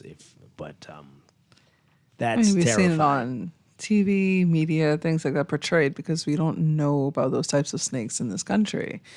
We've long touted that we don't have any venomous snakes in this country. Right. This is dangerous and scary for many reasons.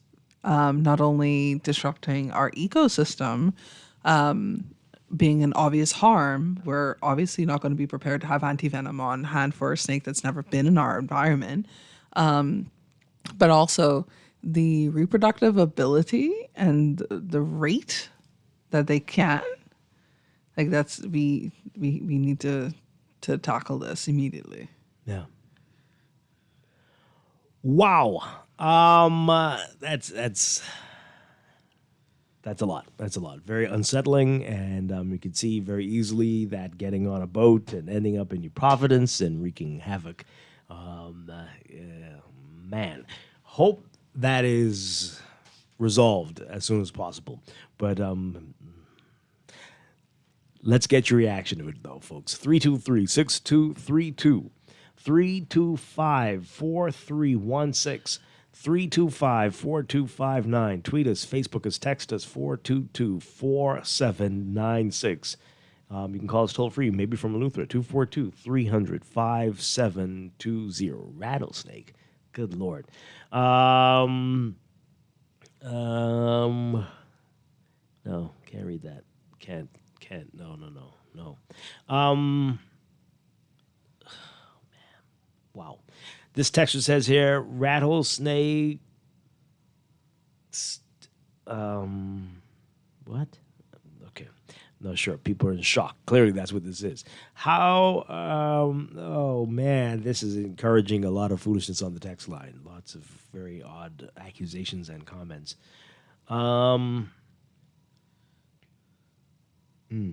Yes, we do need more trained personnel to do inspections. You know what else people need? People who don't take shortcuts or bribes on their jobs. Legislation which limits importation of plants and animals available locally, especially if they are not native to us. Mandatory licensing and fees on imported pets. Inspections of pleasure crafts where pests and pets may be. And yes, I saw the video. You saw a video of a rattlesnake? Here in, okay, wow. And then, of course, this is what I was thinking when you were talking about that. Anti-venom. My goodness, does the hospital have anti-venom? They're saying the hospital has a hard time keeping aspirin in stock. Facts. I bet you they have a lot of aspirin, because who uses aspirin anymore? Anyway, a lot of people. Really? Yes. Okay. People have needs. They're way better, more efficient, more effective, safer medications to use than aspirin. But anyway, woo.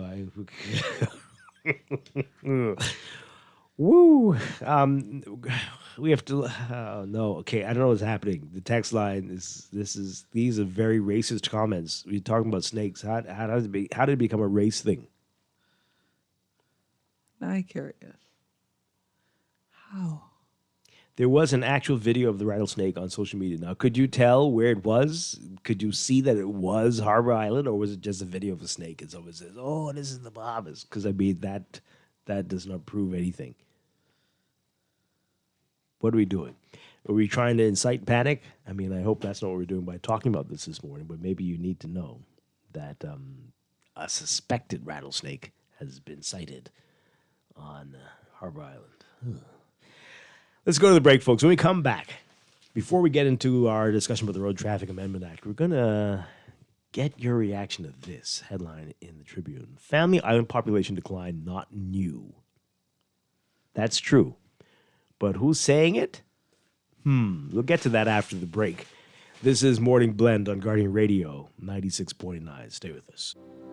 Experience the immediate care you deserve at Doctors Hospital Urgent Care.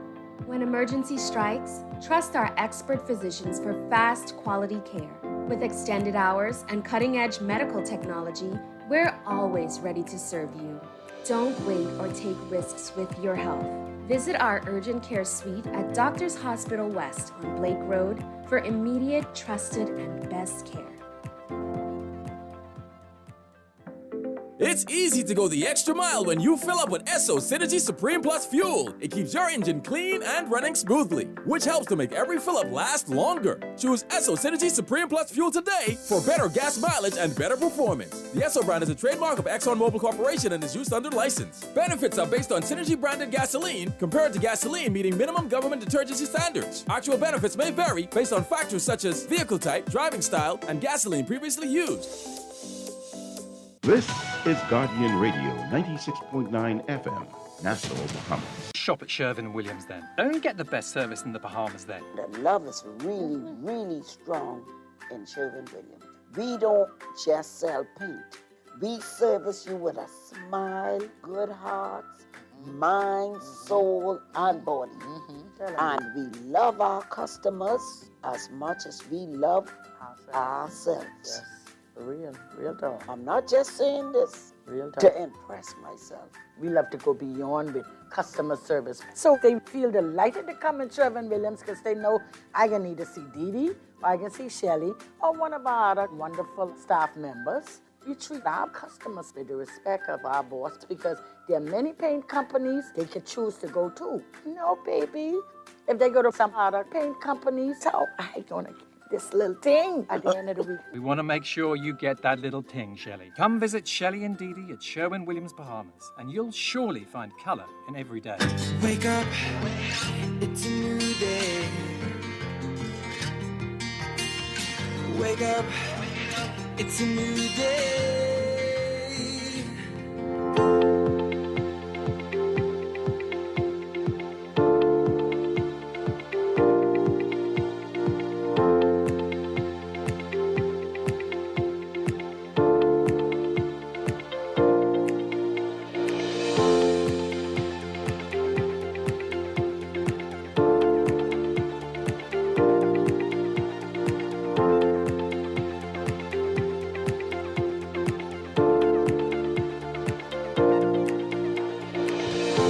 Welcome back to Morning Blend here on Guardian Radio 96.9. We are streaming live on GuardianTalkRadio.com and on the Guardian Radio app for smart devices. We're also on your televisions on Cable Bahamas Channel 969 and BTC Flow Channel 612. You can tweet us at Morning Blend 969 or Facebook.com/Morning Blend 969. Text us on the Guardian Radio text line powered by BTC 422-4796. And now at 8:24, time for another check of your weather for today, brought to you by Sherwin-Williams Paints. Here's what's going on. We've got a warm front that's supporting a surface trough along with a weakened area of low pressure across the northern Bahamas. Meanwhile, a tropical wave just south of the islands will spread clouds and shower activity into the southeast Bahamas through tonight. So we've got a lot going on. We've got fresh, locally strong winds that will continue across the central and southeast Bahamas through Friday. Meanwhile, winds over the northern and northwest Bahamas have subsided for at least the next 24 hours, but a reinforcing frontal boundary of a cold front is going to enter the area, accompanied by fresh to strong winds on Tuesday before drifting southeastwards through the islands. Regardless of the strength of that, of the winds, northeast and easterly ocean swells will continue to bombard the Atlantic exposed shorelines before slowly subsiding into the weekend. So, due to the presence of that frontal boundary, though, and the weak low pressure over the northwest Bahamas, shower activity will linger over the northwest, northwestern, and northern islands, drifting southeastwards ahead of a boundary along the boundary, stalling across the southeastern islands on Tuesday and Wednesday due to an upper level trough over the area. Then a drier air mass will sit across the islands following the front with moderate breezes. I'm sure we're all looking forward to that. All right, so there is a near gale warning in effect for the central and southeast Bahamas, and high risk of rip currents and rough surf for Atlantic exposed beaches. Sea spray is possible along coastal roads and overtopping waves, especially near the Glass Window Bridge in Eleuthera. A lot going on over these next few days for us. For today, look for partly cloudy to cloudy conditions, windy in the southeast and central Bahamas. High temperatures in the mid-80s, about 85 Fahrenheit, 29 Celsius. Overnight lows tonight getting down to about 75 Fahrenheit, 24 Celsius. In your extended outlook for the next few days, for Tuesday, we're looking at partly to mostly sunny conditions across the northern and northwest Bahamas, but partly cloudy across the central and southeastern islands. Wednesday, partly cloudy across all areas. And Thursday, partly sunny across the southeast Bahamas, but cloudy elsewhere. By Friday, partly sunny with only a 10 to 20% chance of showers.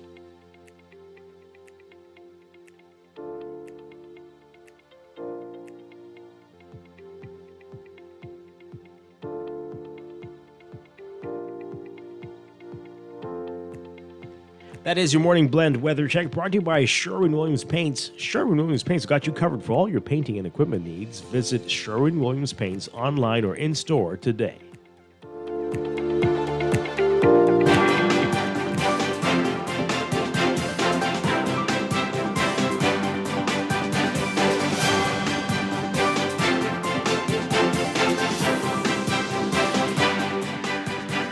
And time for another check of your traffic for this morning, brought to you by RBC and their Holiday Home and Auto Expo. Join them on November 16th at the JFK location.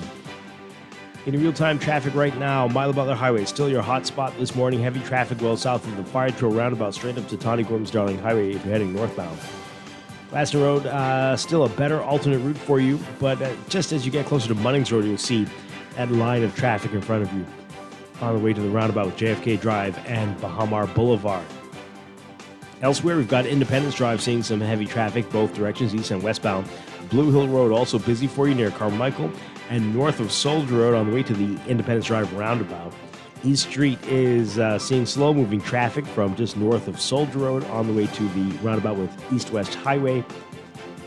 And Robinson Road looking pretty messy for you from just east of Soldier Road, the Prince Charles Drive side, backed up from well east of Beatrice Avenue all the way through to Old Trail and East-West Highway Marathon Road into Robinson. And Eastern Road still busy for you this morning, well east of San Souci up to Johnson Road if you're heading westbound. And back west, we're at Saunders Beach, seeing some slow-moving eastbound traffic on the way to the roundabout with New Providence Highway 6-legged roundabout, also seeing issues eastbound on JFK, northbound on Milo Butler Highway, southbound on New Providence Highway, and on the Thompson Boulevard side, Farrington Road as well. That's your real-time traffic and your Morning Blend Traffic Alert brought to you by RBC and the Holiday Home and Auto Expo Saturday at the JFK location.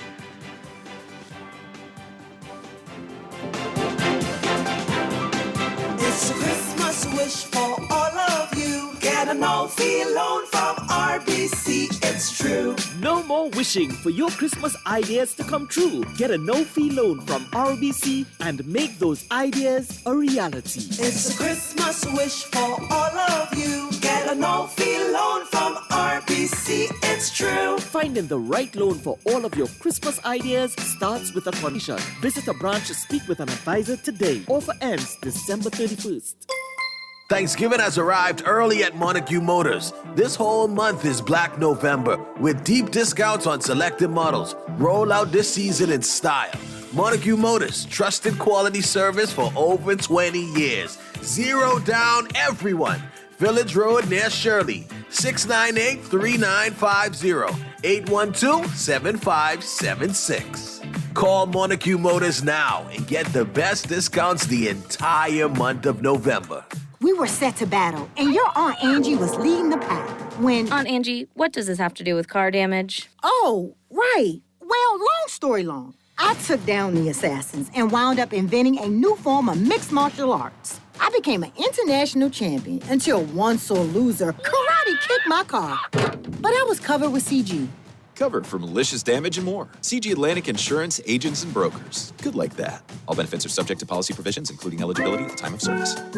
Better say Lumpkin. Besides carrying all the roofing material needed to cover East End, Enterprises also has all the equipment needed to put it together and protect your workers. At Enterprises, we got hand tools, power and manual, including hacksaws, hammers, mauls, wrecking bars, well, hopefully they won't need them yet, drill bits, tapes, plumb bobs, levels, and more. We got cement, concrete bond and fiber, lime, sand, and P-rock. We got dust masks, safety glasses, gloves, hard hats, and high-visibility vests. Lampkin, what we got here at Enterprises is a one-stop shop for builders. Yeah, slam it.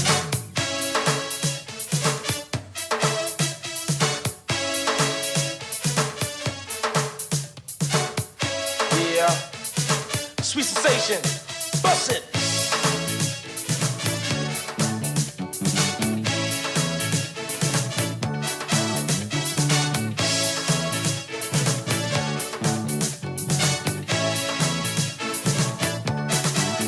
I left school, Greta called me dumb, cause I didn't know what was 1 and 1. I ran home, as same as can be, bring back some pets, and show it to she. I show her my roachy, I show her my centipede, I show her my spider.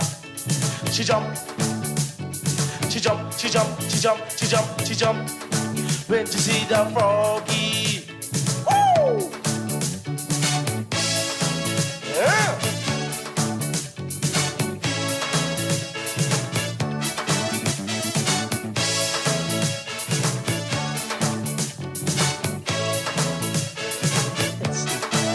Welcome back to Morning Blend here on Guardian Radio 96.9. Dwight Strong, along with Andrew Cartwright on this Monday morning. All right, so we're really trying to determine whether this is another panic set about by people seeing videos and claiming that it's the Bahamas when it's not, with this rattlesnake thing. But if it is, but in any event, the warnings here are something these are things Bahamians need to be keeping in mind.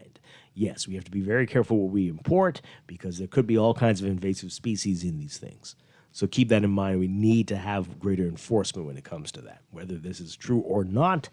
If it's true, it's terrifying. If it's not, be warned, right? And we had some folks on a few days ago talking about be careful what you import. Plant material, animal material, you don't know what you could be bringing back. And we need everyone to be paying attention to that. So somebody is saying they saw the video and it didn't look like it was in the Bahamas. But did anyone actually see a snake?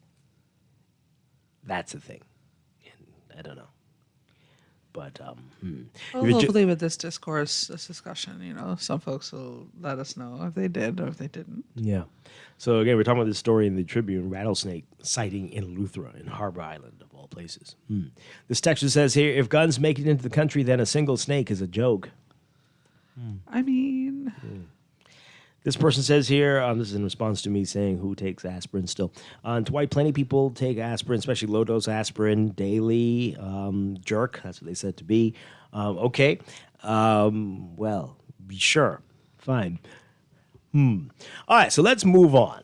There's another story in the Tribune that I wanted to talk about because it's disturbing. And everyone got a little worked up last week with the Prime Minister's comments about the middle-class... wage survey that UB did.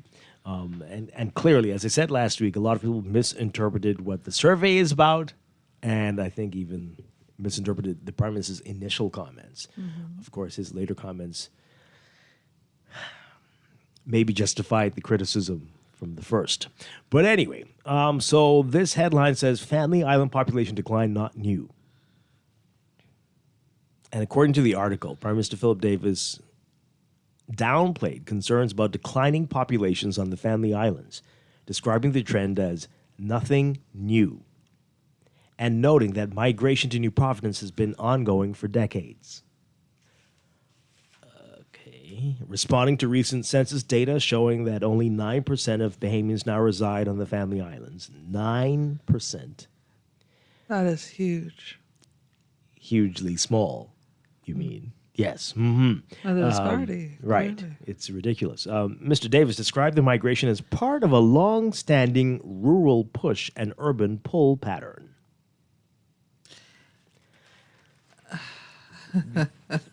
Save your comments for just a moment. Let's read what more he had to say. Page 5. Yeah. According to the 2022 census data from the Bahamas National Statistical Institute, the Family Islands' share of the population has dropped from 10% in 2010, which was also ridiculous, and 12.5% in 1990. Davis said, quote, that's not a new phenomenon. That's been going on from time immemorial. Davis noted that New Providence's appeal as an economic and lifestyle hub has long drawn residents from the Family Islands, sharing that he once felt the carrot of New Providence's opportunities. Boy, okay. He said, quote, growing up as a young man, I yearned to leave quickly to go somewhere else, to come to New Providence.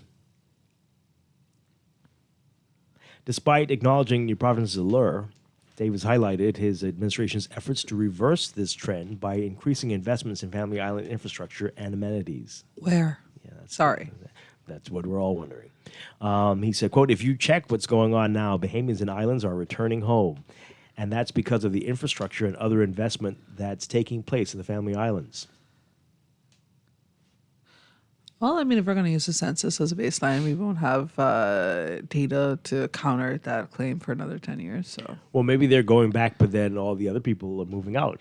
So it is still a net effect, right? Yeah, It's still a tiny drop of the population of the country living anywhere outside of New Providence. Mm-hmm. What are they going back to?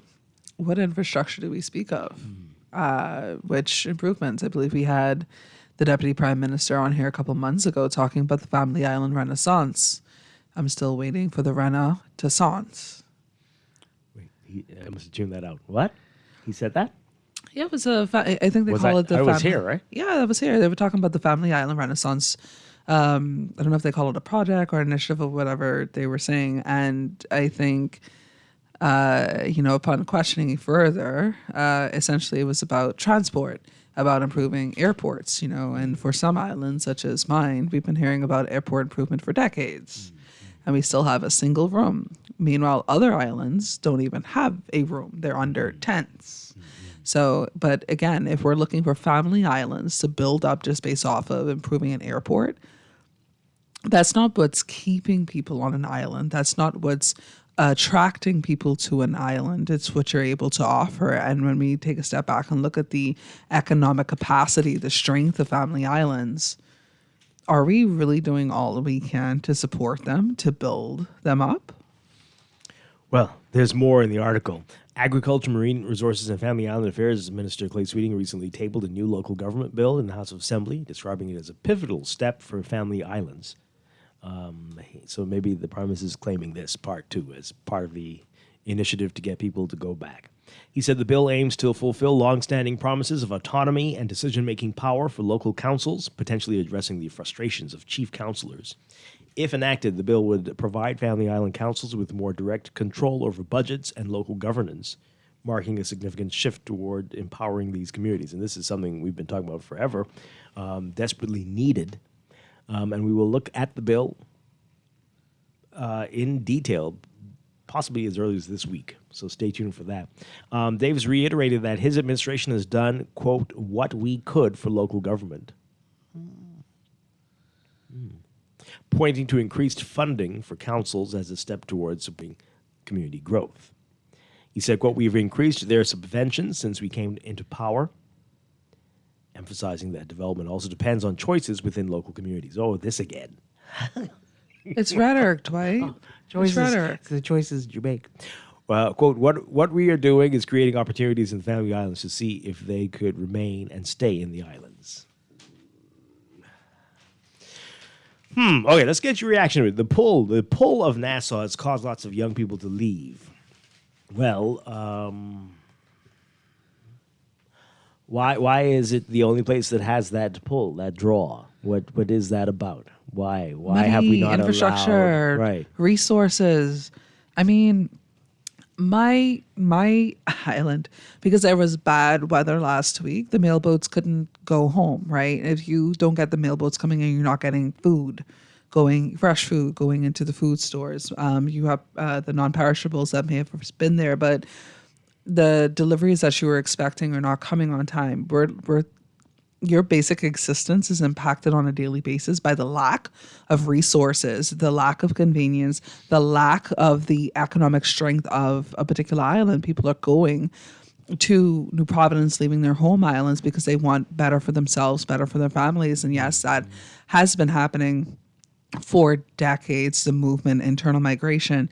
But that's a sign of a failure of no, the government, but that is the issue, because when you're centralizing all of the major projects on one island and you're just giving lip service to family islands in the absence of actual growth, of actual opportunities, and in some cases creating obstacles for those persons to do better for themselves, then why would they stay? And then you want to cry as to why people are coming onto New Providence, that we have too many persons, too many cars, too much strain on the grid for power and things like that. But what is exactly being done for our family island people? Which is why when we heard from the DPM about this family island renaissance, and then going through the fluff of it, I'm sorry to call it like that, going through the fluff of it, it's essentially just talking about airports, and that the family islanders have to do better for themselves with what resources, with what abilities that they have available to them on islands that barely can keep on the light, that do not have utilities half the time, that are impacted by lack of daily deliveries of resources that don't already exist on the island, and in some cases do not have support. And you have to forgive me, ladies and gentlemen, I get quite passionate about it because I've seen the decline of the population of my own island, and everybody knows Long Islanders are very hardworking people, but there's only so much you can do on your own. Yeah. Do you not feel that the local government bill could make a difference? The thing is I feel similarly to you with the local government situation. We can keep talking about it, but what's actually being done about it, right? What's being done to strengthen local government? But take a step back from that. Are we considering what needs to happen with local government so that it could be effective? How it needs to be evolved? Are we making the hard look at it? Yeah. Are we perhaps examining if local governments had control of an actual local budget with funds generated? Well, on the surface, that's what the bill seeks to address. Again, sorry, you have to forgive me. Like lip service until I see it happen. And I've been hearing about these things for decades. You know what's happening on Long Island right now? We have the second homeowners or whatnot like that who bring in a lot of money to the economy that a lot of people depend on when they come over for certain seasons. They're saying, some of them are actually saying they don't want to remain or they cannot remain on the island anymore because of the lack of infrastructure. Wow. Yeah. Yeah. So again, governments need to look at what they've done to cause this to be the case. You can't even get flights in and out of certain islands, man. Yeah, this is not a casual, this is how it's always been. No, it's been like this because of the failure of the people who've been making the decisions in our country. Is it too late now? It could never be too late for the local government bill based on what I've seen so far. I'm going through it. But it's going to take a long time for these islands to feel the effects of this. And we still don't know how much interference there might be from the MPs and the ministers to somebody who's aggressively trying to make a difference on the family islands. That remains to be seen. But let's get your reaction to it, folks. The appeal of New Providence is so great. That's why all the young people want to come here. Sure. 323-6232, 325-4316. 325-4259, toll free. Let's hear from the Family Islanders. 242-300-5720. Tweet us, Facebook us, text us, 422-4796. Somebody's texting me, who wants to go on an island where the water shuts off at 10 p.m.? I'm asking if they're talking about New Providence, because it cuts off here at 10 in some places. But that's what is on your island? No, I wouldn't say that Long Island has necessarily issues with water to the extent of other islands, like say Eleuthera, because you hear about that like almost every other week. So it's all of us then. Yeah, but so the thing is that if you have it for like a day or two, there are certain islands again where they know that this is happening on a more consistent basis. And then if you look, and I think we spoke about this before, if we're talking about the provision of water, if I have a restaurant business or whatnot like that, I got to shut down for the whole day if the water impacted. That means I can't pay my staff. I can't provide food. Ain't no income coming in. Let's take these calls. Good morning, caller. You're on the air. Good morning, Dwight. Good morning, DeAndre. Once again, thank you for taking my call this morning. Like both of you, this is also a topic that I'm very passionate about. Having the opportunity on numerous occasions to visit most of our major family islands, including the birth of my maternal grandmother, which is Long Island, and my grandfather. So, DeAndre, I share with you, the crisis that, that does exist in Long Island that really, pushes the island down to a point whereas, anyone who knows Long Island, and, of course, my father's birthplace in Crooked Island, Akron's Crooked Island, we're very resilient people. We are persons who are very into progression, and so on and so forth, and we don't wait for anyone to do anything for us. We get out there and get the job done. Many of these persons, I pray for the day when we really would take a census of persons that come from these individual islands and actually ask the question, would you prefer being here in Nassau, or would you prefer, New Providence, or would you prefer being back on your individual island? But you already know the answer to that. You know what they're going to say. We know. But apparently those that be, and you're talking about this thing right now, Dwight, to me is ridiculous because we already know the answers to these things. Local government back in the day used to work, okay? You cannot tell me today that local government cannot work on these islands anymore. Everything is centralized. It seems as if the politicians in Nassau, New Providence, is controlling everything, including the lives of those persons in the Family Islands. When the Family Islands have been telling you specifically what their needs are on those islands immediately, what is needed to actually try and create an economy in each one of these islands. Our farming industry has gone to I don't know where. The fishing industry is barely right now making it per se. And these islands can basically sustain themselves because these persons in these islands actually want to have pride to bring their islands back to the point where it once was. But the infrastructure is not there. Right now, we're talking about banking in many of these islands that is populated. Yeah. And the banking infrastructure is hardly there. Let the one ATM on Long Island go down and no money on the island. And nobody get paid. And I know about it, Deandra. I know about it because my family down there complains about it all the time. But think about the islands further south, man, because some of them don't even have the ATM per se, right? They're also not getting daily flights, or even sometimes they have one weekly flight, and then that flight has to come with the money on it, or the bank has to actually, if there is a bank that still has some sort of system in place to try and carry money down there, or else you have to come up with the money to get a flight into New Providence to do everything you need. You know what some islands have actually started doing, and you know this already, where some on Long Island, using them as an example, they will get a boat over to Exuma to try do their basic banking, to try get the things that they need.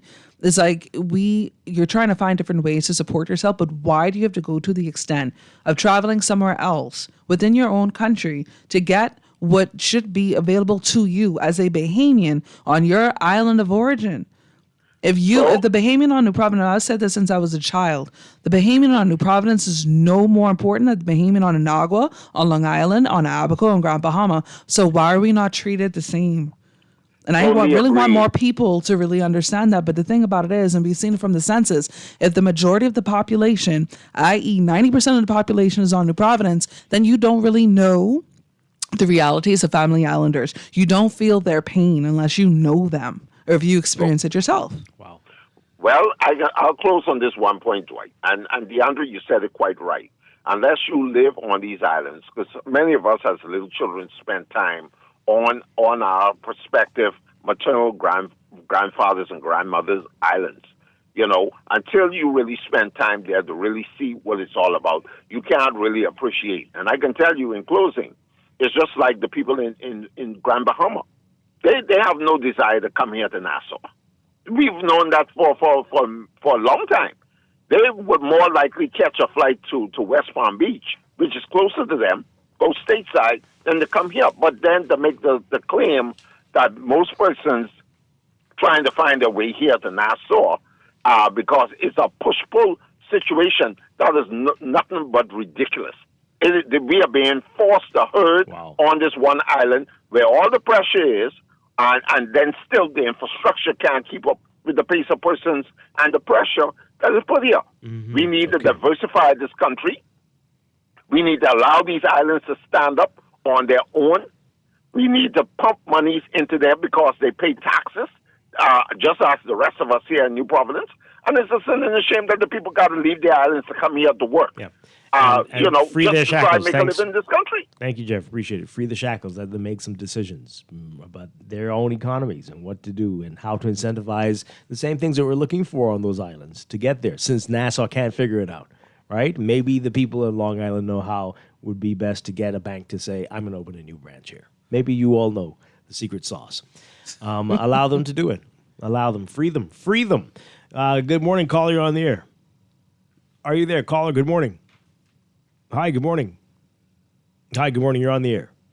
No, okay. Call us back. 323-6232. 325-4316. 325-4259. Good morning, caller. You're on the air.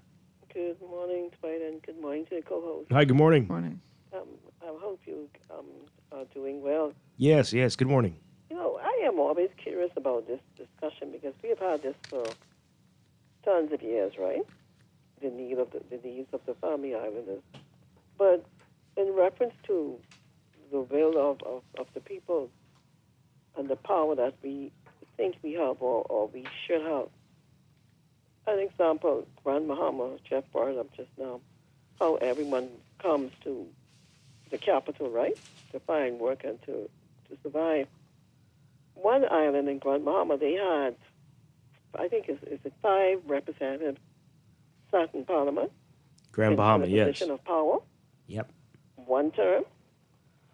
I don't understand it. Is it really these that we elect that sit in these halls of Parliament that make these so-called decisions? Is it really them, or that have the power to do these things?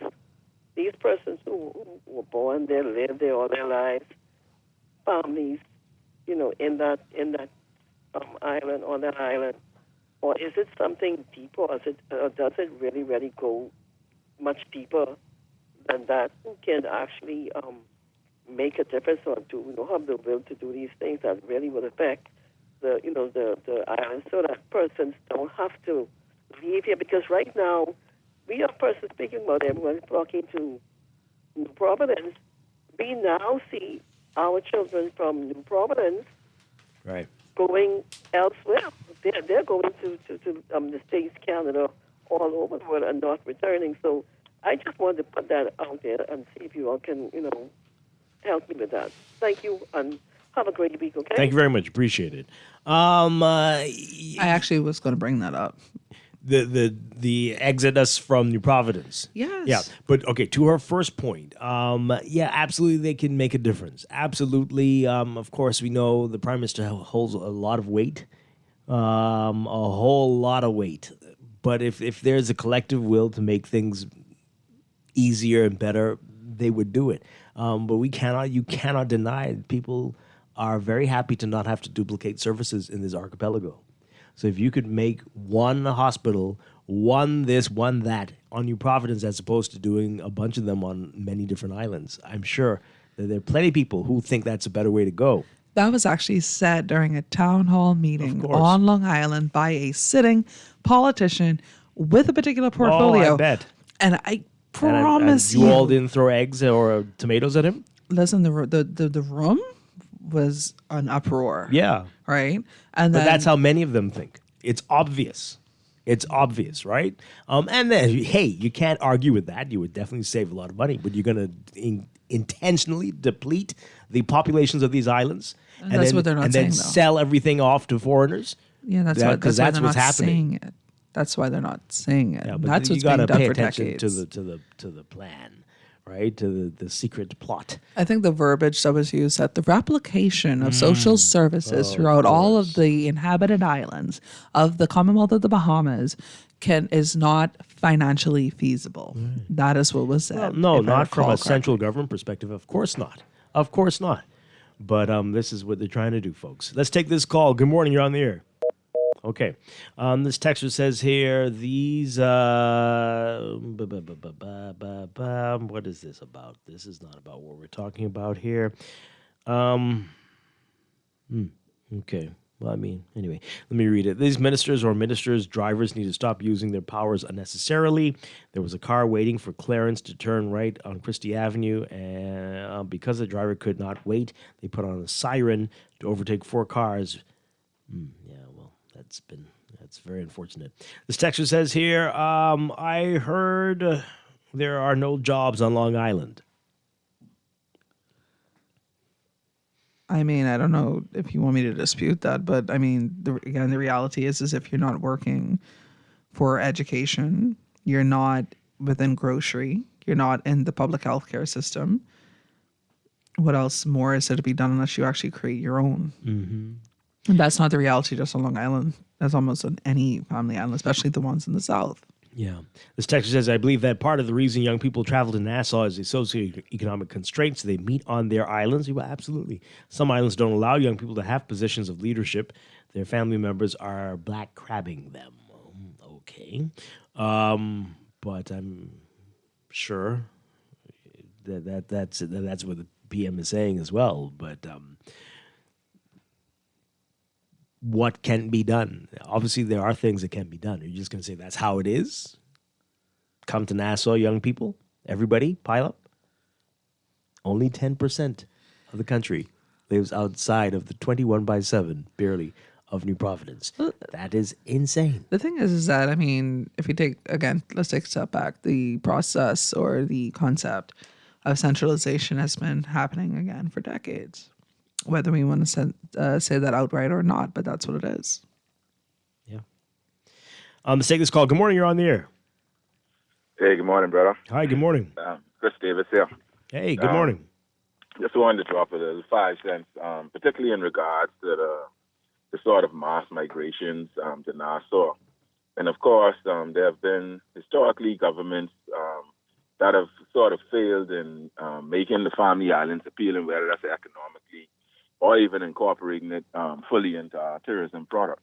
However, this is something that is very much rooted in the colonial period, right? So don't forget, we used to call them the out islands, right? And the family islands is actually a relatively new term that came about in tandem with us gaining independence in an attempt to, solidify the role of these islands within us, right? And then we have to remember, too, that this goes all the way back from the days of slavery, leading into the colonial period, into our equivalent of what would be like the American sharecropper system, which we can call the truck and credit system. And the reality is, from slavery time and even out of slavery, the agricultural industries were very exploitative towards people of African descent in the Bahamas. And we all hear stories like in Kid Island with the Valiant Three. All of our families have stories of, land that was taken, and these horrible stories in the family islands of them bringing sugar and flour and people giving them land for sugar and flour because things were so desperate, right? And then this was a sort of sharecropper system where our ancestors were essentially bogged down on that land, right? And so when you go to a place like Kid Island, you go to southern Kid Island and you still see hunters there, you still see Williamses there.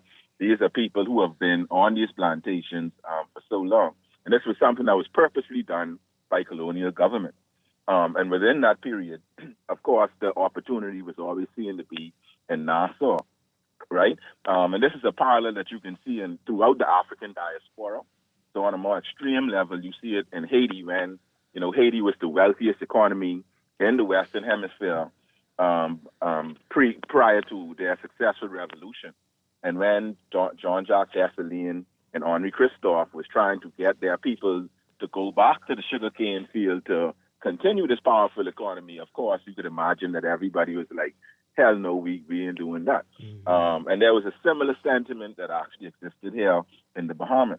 And you actually see, so at emancipation, at various times during the late 1800s, when we got majority rule, you could actually see a spike in not only people of African descent coming to Nassau, because we are now afforded these opportunities, and the idea of us leaving this sort of agricultural life behind, because as I mentioned, it was actually extremely exploitative. So you had, for example, people producing pineapple, even in the sponge industry. They would have impoverished blacks come there, work for them for free, and no matter how much work you did, you were always indebted, right? Now, in the past 50 years, of course, obviously it's slightly different, but this is something that is very much rooted in our colonial history, in our connections to slavery, this sort of distaste that was developed among African Bahamians and working in these farming industries, much of which was centered around the family islands, right? And the situation in the family islands were always desperate, and they were far more desperate back in the day, even when these family islands were far more populated, right? Before Trump came around, there was this saying about make Kid Island great again, right? This is before Trump, right? But in that context, I don't know what Trump them talking about, but in this context, they were sort of talking about these days in the early 1900s when Kid Island had like 15,000, 20,000 people, right? But at the same time, this was something that is very much connected to our colonial history. And even though our governments within the post-independence, of course, deserve criticism for sort of failing to do that, this was a problem that existed from 1967. And of course, with all of this mass disenfranchisement and Black Bahamians now feeling that there's so much opportunity, and that was always centered around Nassau, you could sort of see how this problem it's pretty much grown into something much different. But like many of our problems, it is certainly rooted in slavery and our colonial past. Yeah. I just wanted to drop that fact. I appreciate it, Chris. And before you go, this texter says, life stops at Exuma. The other islands don't have anything going on. So going back to what you're saying, I mean, we've been brainwashed, it seems, many of us, to believe that these islands don't really, they're nice to go to for homecoming, but no place to live. Exactly, right, you know. And I can shout out one of the most famous guys or infamous guys who have looked at Sparky, you know. He sometimes unfairly places a lot of blame on people that have left the family island. I don't agree with him totally on that, but there's a slither of truth within that, because when you look at these family islands, right, that's where most of us come from, hence the name Family Island. Mm-hmm. And there certainly is a huge disconnect, particularly those who have found a certain level of success. And of course, you do have those that come from these family islands that do give back, that do visit regularly, that do invest in those islands in a certain way. And everything is not actually bad in the family islands. You have islands like Abaco, Kid Island on a much smaller scale, where the tourism industry, though small it might be, it's actually owned by the people, right? And these are the places where you could see Bahamians who actually own, for the most part, I should say, the tourism industry, is the Airbnbs, the resorts, the tour companies that exist on these family islands. Right. As opposed to here, where we know things like the general strike, people forget that these things were literally based on our mass disenfranchisement from tourism. And this also led us to putting all these eggs sort of in this basket, and a lack of diversity within our economy as well. Yeah. But I hope I answered or responded to the text sufficiently, I should say. But it's definitely something that is rooted in our colonial history and our colonial past. Very sad. That when we have these conversations, we definitely have to remember that as well. Yeah. Thank you so much, Christopher Davis. Really appreciate you always. Thank you. All right, brother. Thank you. Yeah, man. Wow. Well, we saying it, local government, the real local government, real semi-autonomy is the only way to help these islands to really achieve their full potential. And we are looking forward to what's being proposed, at least to start, to get them on the right track. And we need everybody to be open-minded and on board with this. And to really, if you have an issue with what's proposed, say it now, call it out and say this is not going to be as successful as you think, because it's still handicapping the people who will be in power.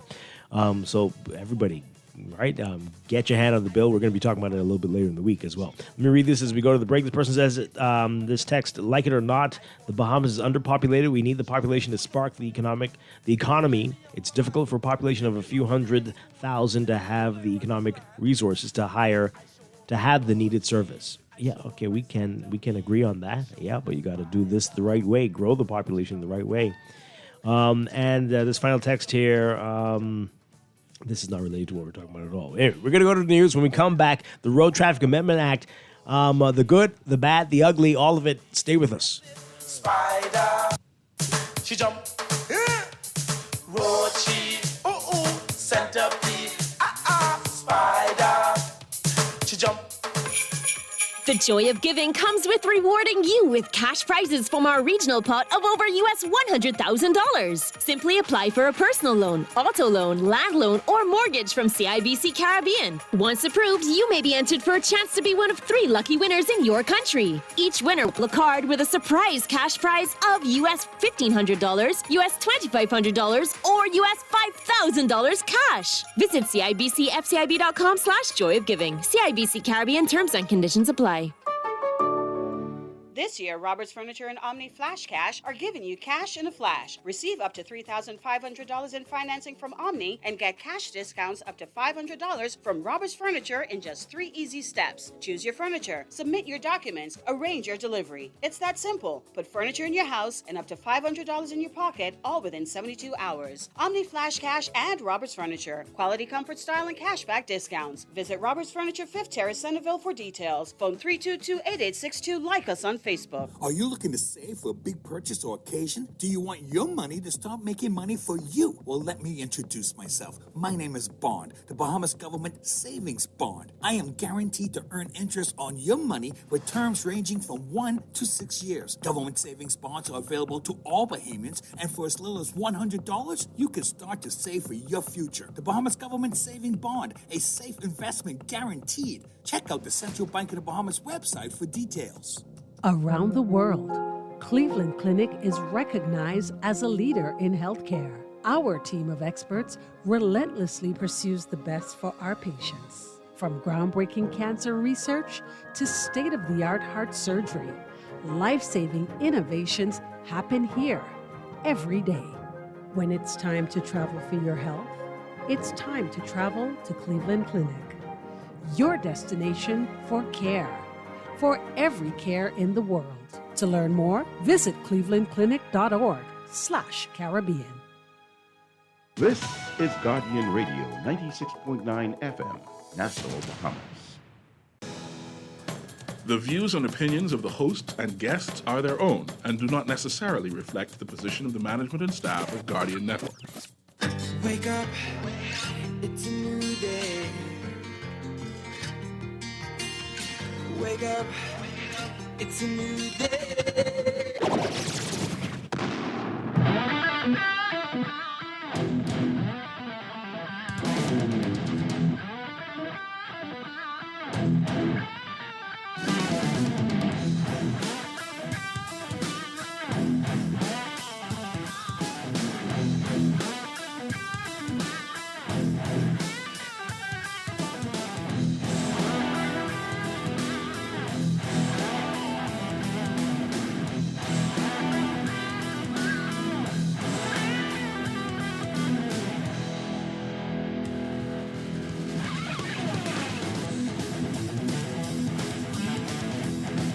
Good morning and welcome to Morning Blend Business on this Monday, November 11th, 2024. Welcome back to our Morning Blend listeners. Once again, I'm Dwight Strachan along with Deandra Cartwright. And this morning we are going to be going through the Road Traffic Amendment Act 2024. These changes are expected to come into effect come January. That's less than 2 months away. Right.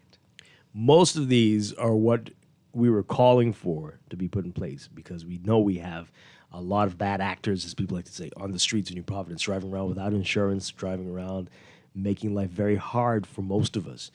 But there are some things in here that are going to make life very difficult for people who were obeying the rules. And we've been talking about this a little bit in the past. We were hoping the insurance industry came out as well and voiced their concerns. We were hoping that things would be adjusted or changed, but it doesn't look like that is going to happen. And apparently people are being told that when they go to renew their license, their insurance, that this change, they're all banking that the change is coming into effect. So we're going to go through all of this and get your views on this and talk about some of the concerns, but some of the good things as well. So again, a lot of this came about because we know this. Many of us have been in accidents and the people have no insurance. Not only don't they have insurance, they don't even have driver's licenses. And which is another issue. A whole other one. But a lot of problems out there on the streets, especially here in New Providence. But anyway, let's go through the bill, which is an act now. The Road Traffic Amendment Act 2024. An act to amend the Road Traffic Act. The date of assent, the 26th of June, 2024, enacted by the Parliament of the Bahamas. So the short title and commencement. This act, which amends the Road Traffic Act, shall be cited as the Road Traffic Amendment Act 2024. The act will come into operation on the first day of January 2025. So the amendment of Section 10 of the Principal Act. Section 10 of the Principal Act is amended as follows. By the deletion of subsection 5 and the substitution of the following. No policy of insurance may be canceled by an insured person within 6 months of the date of issue, except where the vehicle covered by the policy of insurance is A, no longer in use due to a mechanical flaw and is unable to be repaired, B, has been sold to a third party, or C, is intended to be transferred to another vehicle owned by the insured person. Sounds quite reasonable. Right? Because what are you canceling your insurance for? What are you canceling for? Unless you are selling it or it can't work, it's been destroyed, right? Or you sold it, all those things. Okay. I have a question. You have a question? Yes.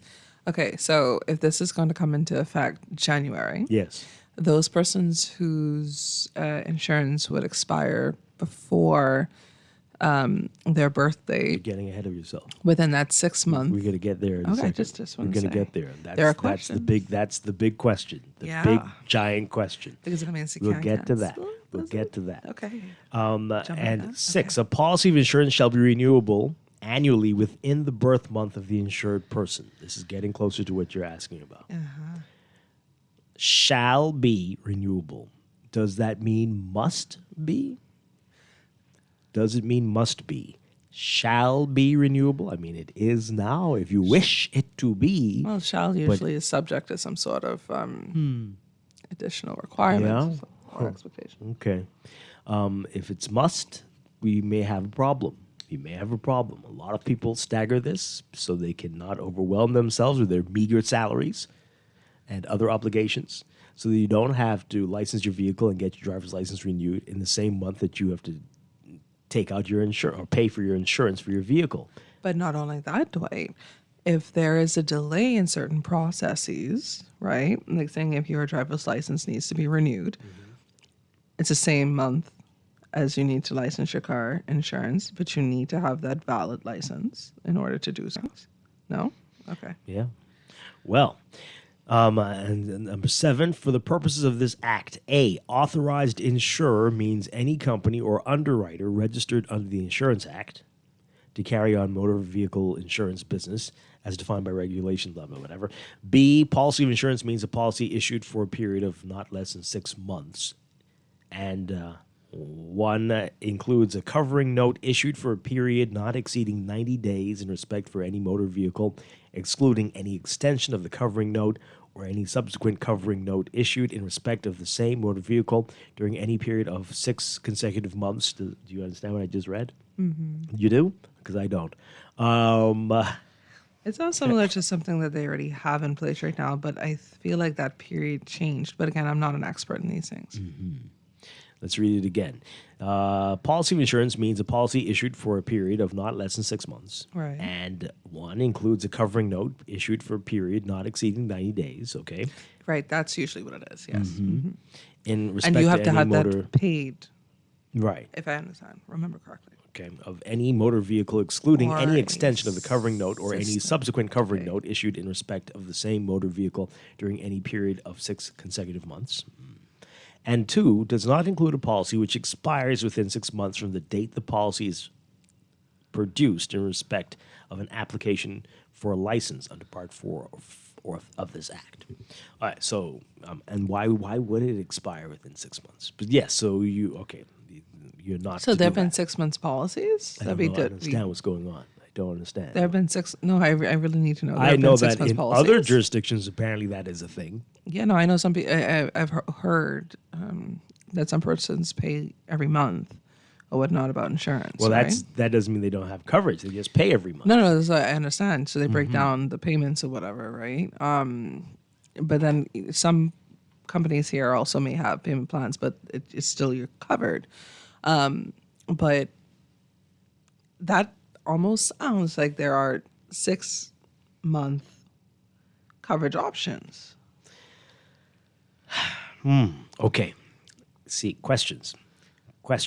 So number 3, amendment of Section 16 of the Principal Act. Section 16 of the Principal Act is deleted and substituted by the following. 16, duty to surrender certificate on cancellation of policy. 1, where a certificate of insurance is canceled under Section 10(5), the A, insured person shall, 1, at the time of the cancellation, surrender the certificate of insurance to the authorized insurer. 2, within 5 days of the date of cancellation, report the cancellation to the controller and provide evidence of the reason for cancellation as set out in Section 10(5)(a), B, or C to the authorized insurer. We have no issues with this. It sounds pretty fine. B, authorized insurer shall, within 48 hours of the cancellation of the certificate of insurance, issue a notice of cancellation to the controller, which includes 1, the name, address, and contact information of the insured person, and 2, the reason for the cancellation of the certificate. Okay, again, no issues with this. What will the controller do with this information, though? What can the controller do with this information? But it sounds great. No issues. 2, where a certificate of insurance is not surrendered to an authorized insurer in accordance with subsection 1A1 due to the loss or destruction, the insured person shall notify the authorized insurer and provide a sworn declaration in writing setting out the circumstances of its loss or destruction. 3, upon receipt of the notice of cancellation, the controller shall update the records of the department. How confident are you in that happening? It really just sounds like the insurance companies are going to be responsible for updating a registry that may or may not already exist. That'll have to be cross-checked by the controller. Okay, again, I don't believe that the insurance companies will have an issue with this. I don't know, but what will happen once they do this with the controller? I just want to know, how is that information going to be managed? Like, how is it going to be submitted? How is it being received? How is it being managed? Not only security-wise, right? But also like consolidated or be able to access. Are we creating accessible databases with this? Or is it going to be linked to existing databases, which would make sense? So is it that this registry is going to be linked to the driver's license database, possibly, and why to the criminal database, possibly? Yeah, so are exactly. we linking across different? That's the point I'm getting at, right? Okay. And why isn't the controller out talking about this yet? This is 2 months away. The controller, the head of police traffic, we're not hearing. We see some videos with people with the police traffic talking, but I mean, you really need to be getting out there with this information. Anyway, upon receipt of the notice of cancellation, the controller shall update the records of the department. 4, where the controller does not receive evidence of the reason of cancellation under subsection 1A2 within 5 days of the cancellation of the certificate of insurance, the controller shall report the matter to the Commissioner of Police. Okay. 5, any person who A, fails to comply with the provisions of subsection 1, or B, who makes a sworn declaration, the contents of which he knows is false, shall be guilty of an offense and liable on summary conviction. 1, in the case of an authorized insurer, to a fine of not less than $5,000, much more than licensing your car and getting insurance, $5,000, and 2, in the case of the person to whom the certificate of insurance was issued, to a fine of not less than $2,500, or to imprisonment for a term of 3 months, or both. So does that supersede what already exists, or is this in addition to? Do we have rules now? What are the rules? What happens now? I mean, clearly, I don't know. Anyway. And 4, amendment of Section 22 of the Principal Act. The Principal Act is amended by the deletion of Section 22 and the substitution of the following. 22, production of certificate of insurance on application for motor vehicle license. All right, so listen to this.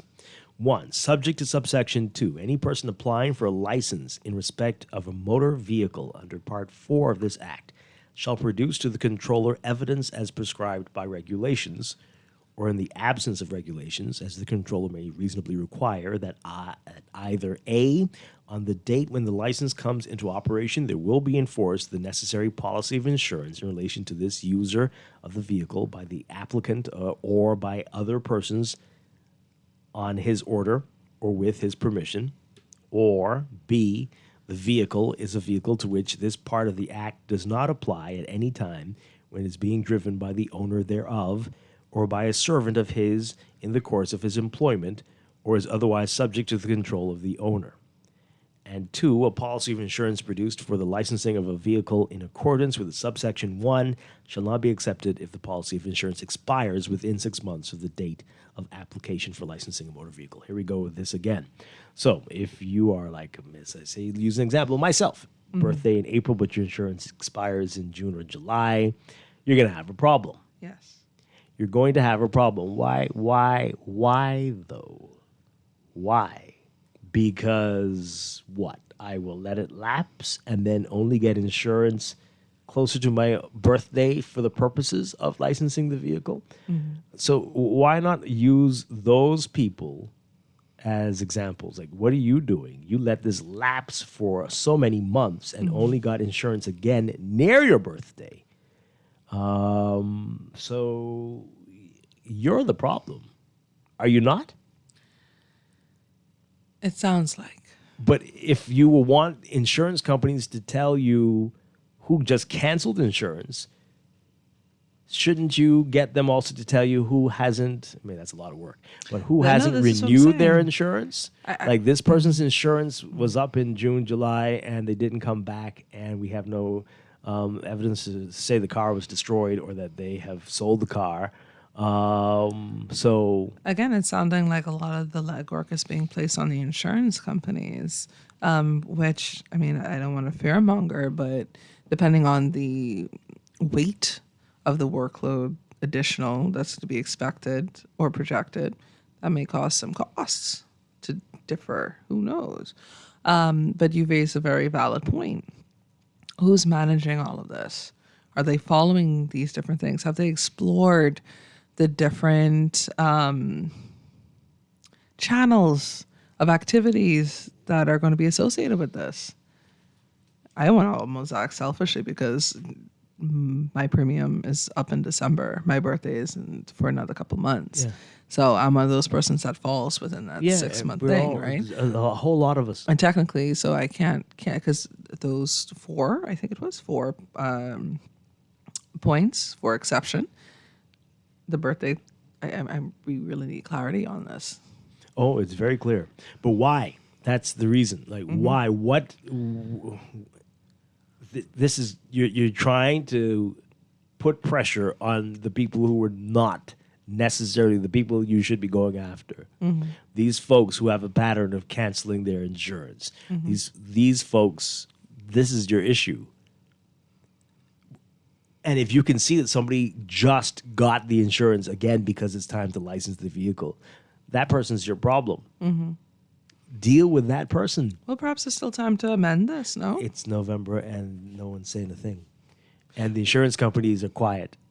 Have you heard them speaking about it? What is going on? Is everyone just going to sit back and take this and yet get upset when people talk about your own choices and the cost of living and the promises here and there and everywhere, yet this is going to make things very difficult?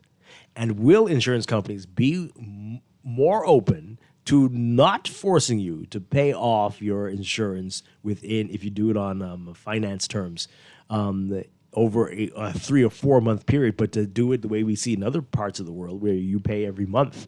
Yeah. Are they open to that? Will they be open to that if this becomes a requirement? Well, the thing about it is that the financial implication of having to come up with that much money in one period of time, some persons may need that option to pay over time. But then that also goes to the extent of coverage. Like, does that impact the type of plan you'll be eligible for if you have to take out a payment plan? Like, there are questions, many questions.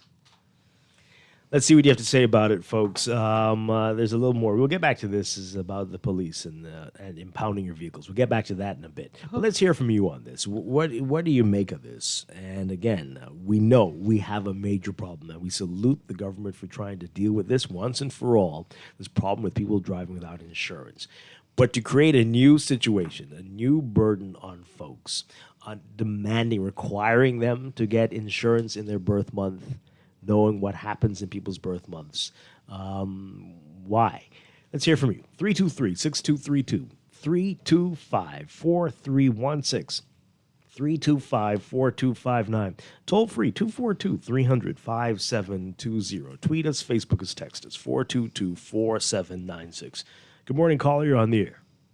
Good morning. Hi.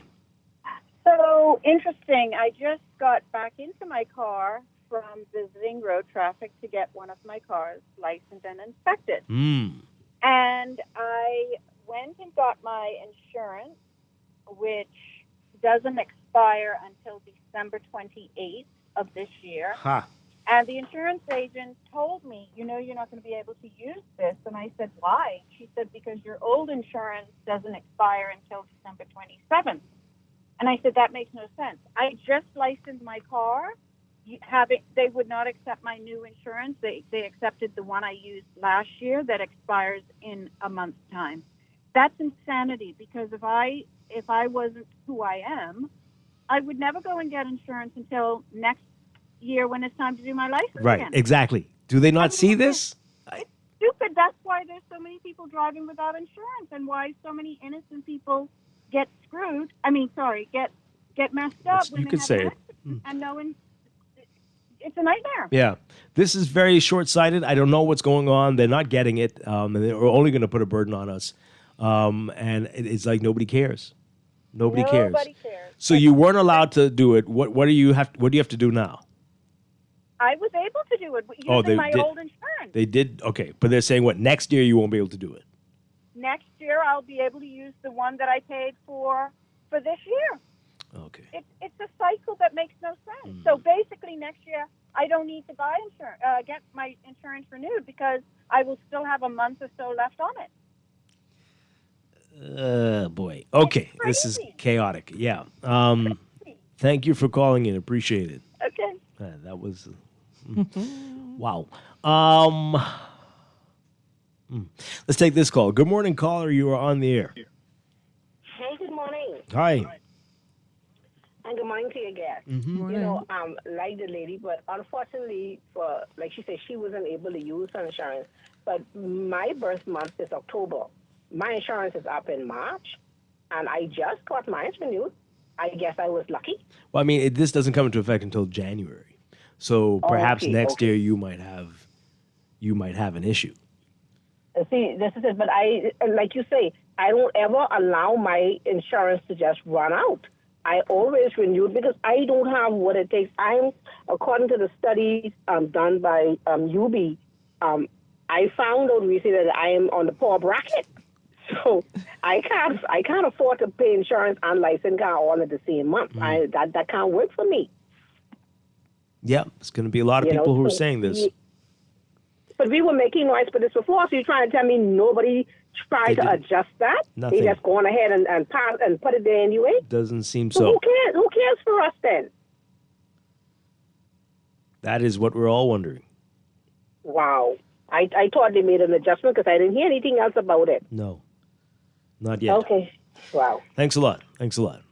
Trying to figure out what's going on. Again, the insurance industry is silent. I'm not hearing much from them on it.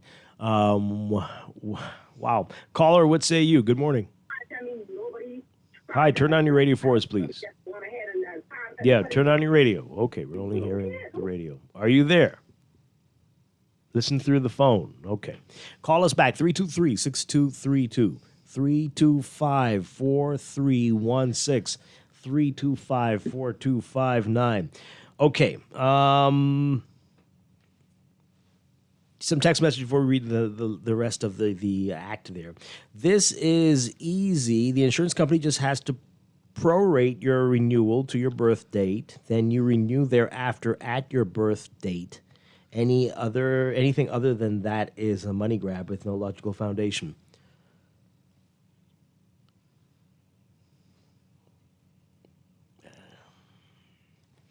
Okay. Will it happen? Is it going to happen? This person says here, it's criminal not to have insurance. You will still have uninsured and unlicensed people on the road who will be responsible for this extra information. They're not going to care.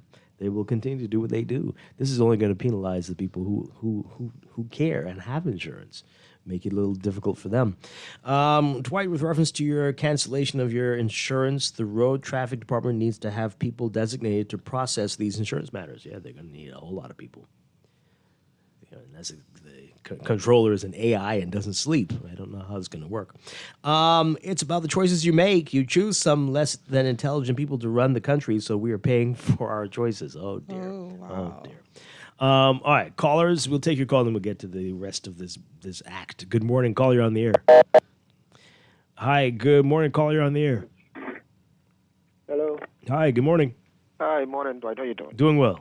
All right, morning to your guest as well. I already caught the last couple of minutes of it, but am I hearing that they're gonna put license and insurance and everything? They're gonna mandate that you get insurance with your birth month. That vehicle has a license as well. They had said that earlier in the year. We were hoping that calmer heads would prevail, but it looks like they're going ahead with this. There's been no amendment, no adjustment. This is what they're going to seem to want to require. That is really crazy because I am one of those persons. I do not.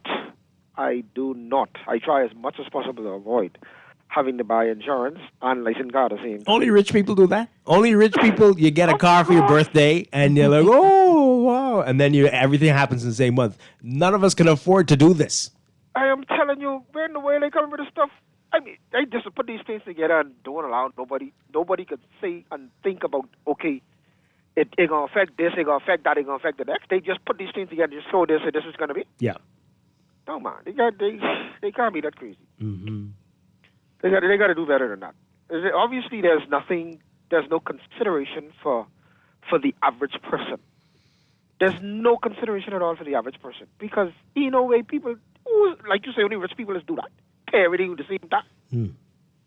Thanks, sir. Yeah, very concerned, and the silence from certain quarters is deafening.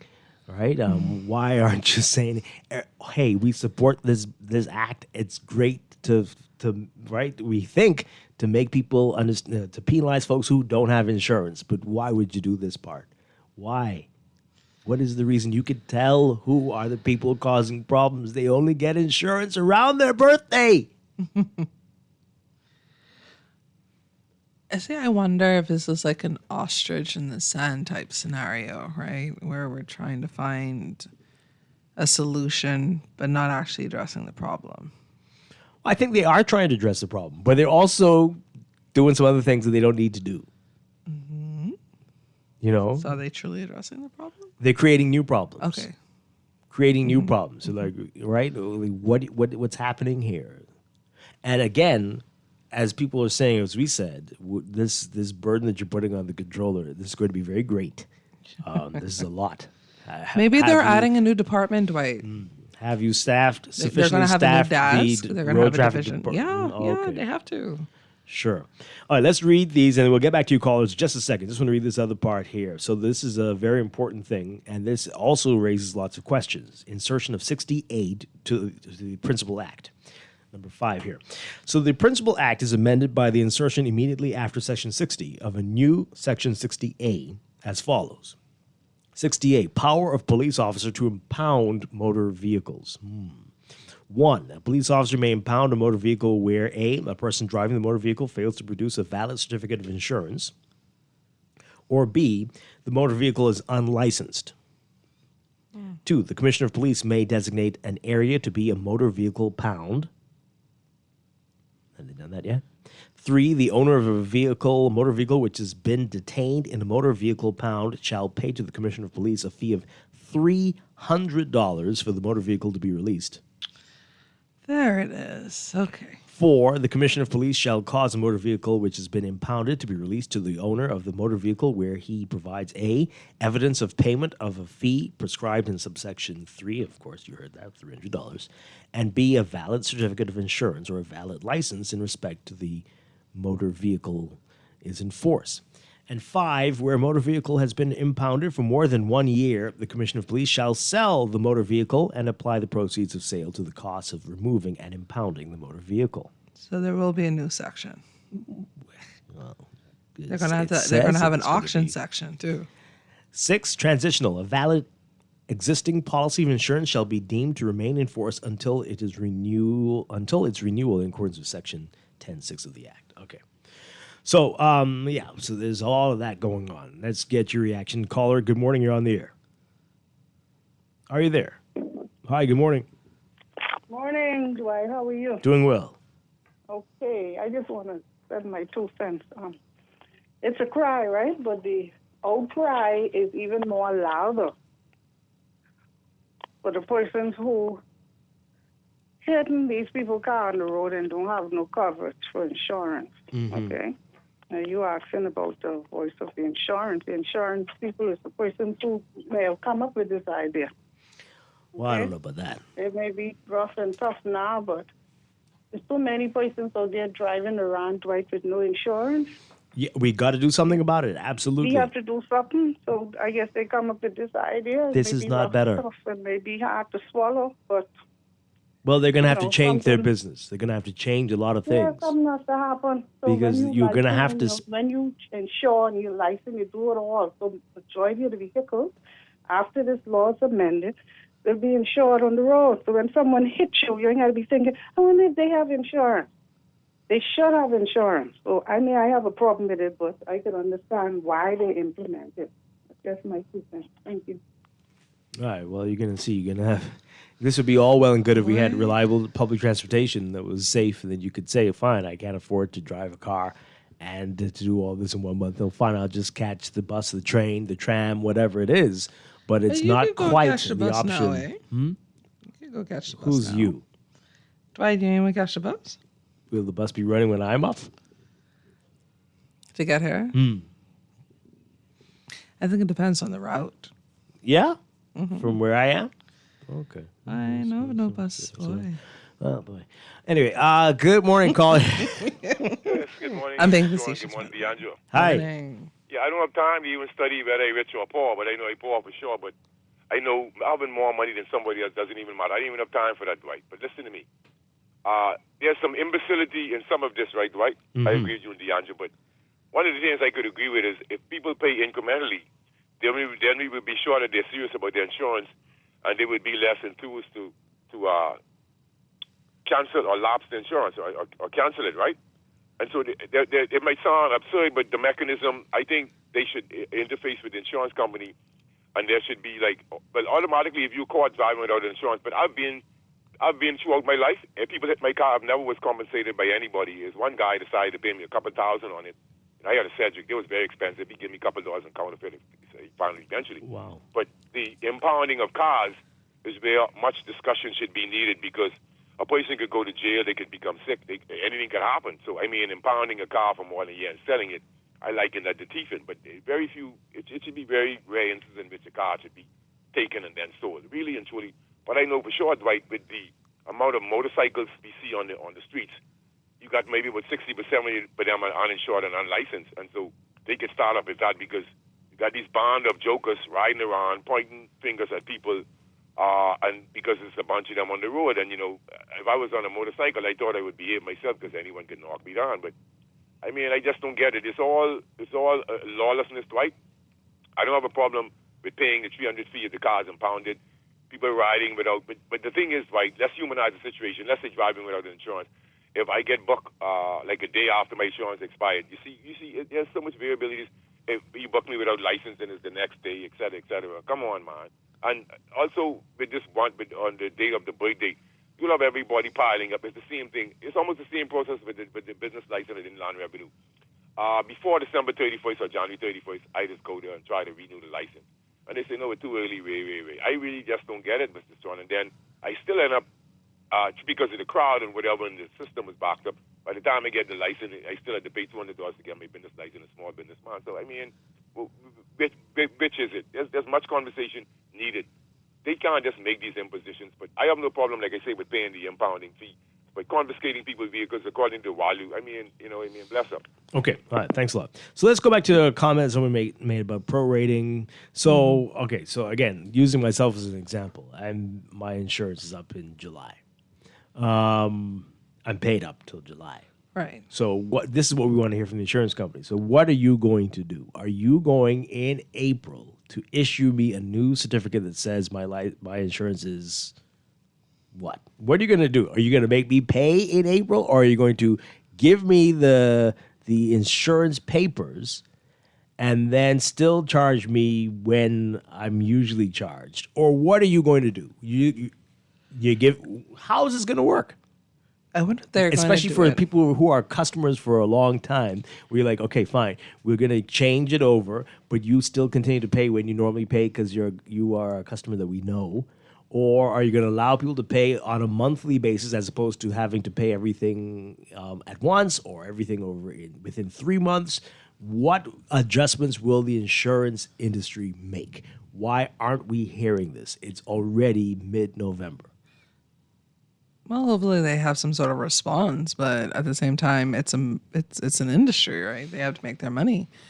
I'm wondering, similar to when you get a car licensed and it's not a full year out, close to your birthday, whatnot like that, they do the prorated. They go to a certain amount of time, and then you still have to go back to get it done. Mm-hmm. If they would do something similar. I mean, that's fine. But again, when I go in April, my insurance expires in 6 months. I'm not able to license my vehicle if my insurance expires. Yeah, in that's a what few I'm months. saying. You remember at the beginning, I was like inside that Right. those little points. It's not there. So help me understand. What are we to do? What will the insurance company do for all these folks, many, many, many, many, who are in this boat or in this car? In this vehicle. In this vehicle, right? Many of us squashed in here now, thanks to the government. Man, listen, What are we to do? They got to open up a lot to put all these different cars on. No. We're not going to get there. I'm just saying, what are you doing? And why are you putting a new burden, potentially, unless the insurance companies are really going to work with folks? But we're not hearing it. We're not hearing it at all. They're speaking about it. No, they're not. No? They're not. They're not. They are not. Why? We're not hearing it. Caller, good morning. You're on the air. Good morning. How are you? Doing well. Great. Well, I'm a public service driver, 16 years. I'm a single mother for 32 years. And I pay my insurance religiously every month. I pay half, and then I pay every month until it's paid for. They don't give you 3 months? Twice within the space of 1 month. What? By two little cars that have no insurance. So I'm all for big penalties because people on the road here damaging people's livelihood, not just your car. This is my livelihood. Yeah. So when those two females just like me, hit my car and don't turn back because they ain't got no insurance and the police ain't doing nothing about it. So I'm really angry and I can't wait to see some change. Honestly, I as hear a you. citizen. And I think we need to get it together as a society and everybody be responsible. I'm responsible. Their daddies could walk up their life. People could not pay their insurance and then everybody just put, I all for the penalties. Now let the government work out all the creaks and the cracks and whatever have you. But let's get it together as a society and be responsible. Totally agree with you. What do you think about the birth month requirement, though? I don't totally understand that. I came in late in the show because I was so angry about the people who already hit me before. Child, I call y'all quick. What are they saying? You must have insurance paid for in full by your birth month? You have to take out the insurance in your birth month. It has to. Yeah, you can't. It cannot lapse within. I ain't got 6 no months. problem with that. You know your birth month coming up. Save your $200 or your $150 or your $500 to put a deposit on your insurance and make an agreement to pay in installments for the rest of the balance. Well, it's the same thing if I go there September, November, January, whatever month I go there in. It's still the same setup, and I have to be responsible. So you have until you don't have a 3 month deadline to pay off your insurance. No, as long as I pay every month until the balance. I've been with them. Like I say, I've been driving taxi for 16 years, so I do have a good relationship with the company. Okay, good stuff. And that's what we want to hear from the insurance companies, that they are going to be open to this. Because some do have a requirement. You have 3 or 4 months to pay it off. But it's usually the standard. If you're going to... If they do a payment plan. When I was in school in the States, you paid every month. Yes. Right? You paid maybe, I don't know, $100 every month for insurance. It was not like pay off the insurance now. You had to pay every month. Is that where we're heading? Is that going to be allowed? Can that be supported? Let's hear from this caller. Good morning. You're on the air. Are you there? Hi. Good morning. Morning, Dwight and Scott, right? Hi. Morning. Yeah, morning, Dwight. That birth month, that law that is over your insurance expired on your birth month. I don't think that makes any sense. If your birthday is in August and you bought a car in January, what are they saying now? You've got to insure the car from January to August, or insure it from January until next August. One of them, and then you have to take out insurance again before you can license the car. That don't make any sense, right here. Because what happens again is what they're doing is they are creating lines again. They're creating lines, waiting time for people. Not necessarily. I mean, it'll be it won't be any different, really. I don't think it will. But it just is the burden. Some people have really budgeted so that they don't have to come up with that set of money during that month when they have to license. No, I think the same time you purchase the car, you get insured. Let them wake up who car ain't insured, who ain't. But as soon as you purchase the vehicle, you get insured, and then you go to license the car. I don't think that you car in the first place and all that. That don't make any sense. I hear you. That's inconvenient. It is. It absolutely is. Thank you very much. Appreciate it. Pleasure. Again, the insurance company needs to speak up now. What are you going to do? Perhaps they're fighting it behind the scenes because, again, it sounds like a lot of the onus is going to be on them. But then again, even if they are going to participate, clearly the law says they have to, do you have the requisite partnership infrastructure already built on the government side? Because it can't work with just the insurance companies doing all of that. This texter says, this is just plain stupid. All this is that they don't they don't think or care and will cause chaos amongst drivers. Just deal with the lawbreakers now and leave the law obeyers alone. This can be just like the left turn on red. Leave it there, and the public will do as they wish if they don't address, I guess it's saying. I will soon call the radio station to vent and publicly embarrass a lady from a bank who hit my car. Okay. Well, my insurance expires in May, but my birthday is in September. So what do I do here? Wait until September? Drive uninsured until September? Well, that's very foolish. No. So apparently, you'll get your insurance to September, and then you have to get a September to the next September. Or is it May till the following September? One of those two will be what you have to do. It seems. Yeah, that's what they want. This texter says, Dwight, you will have to pay for an extra 6 months. That's what the government wants.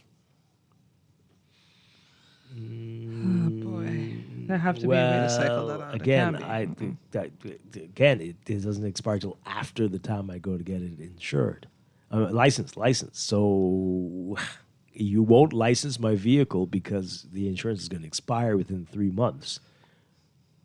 So what? I have to go back to the insurance company who are going to do what?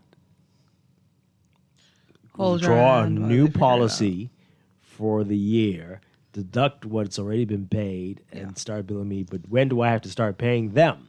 Will they be decent and say, well, you always pay us in July, so you can continue to pay us then because you are a long-standing client, or what? I really think so.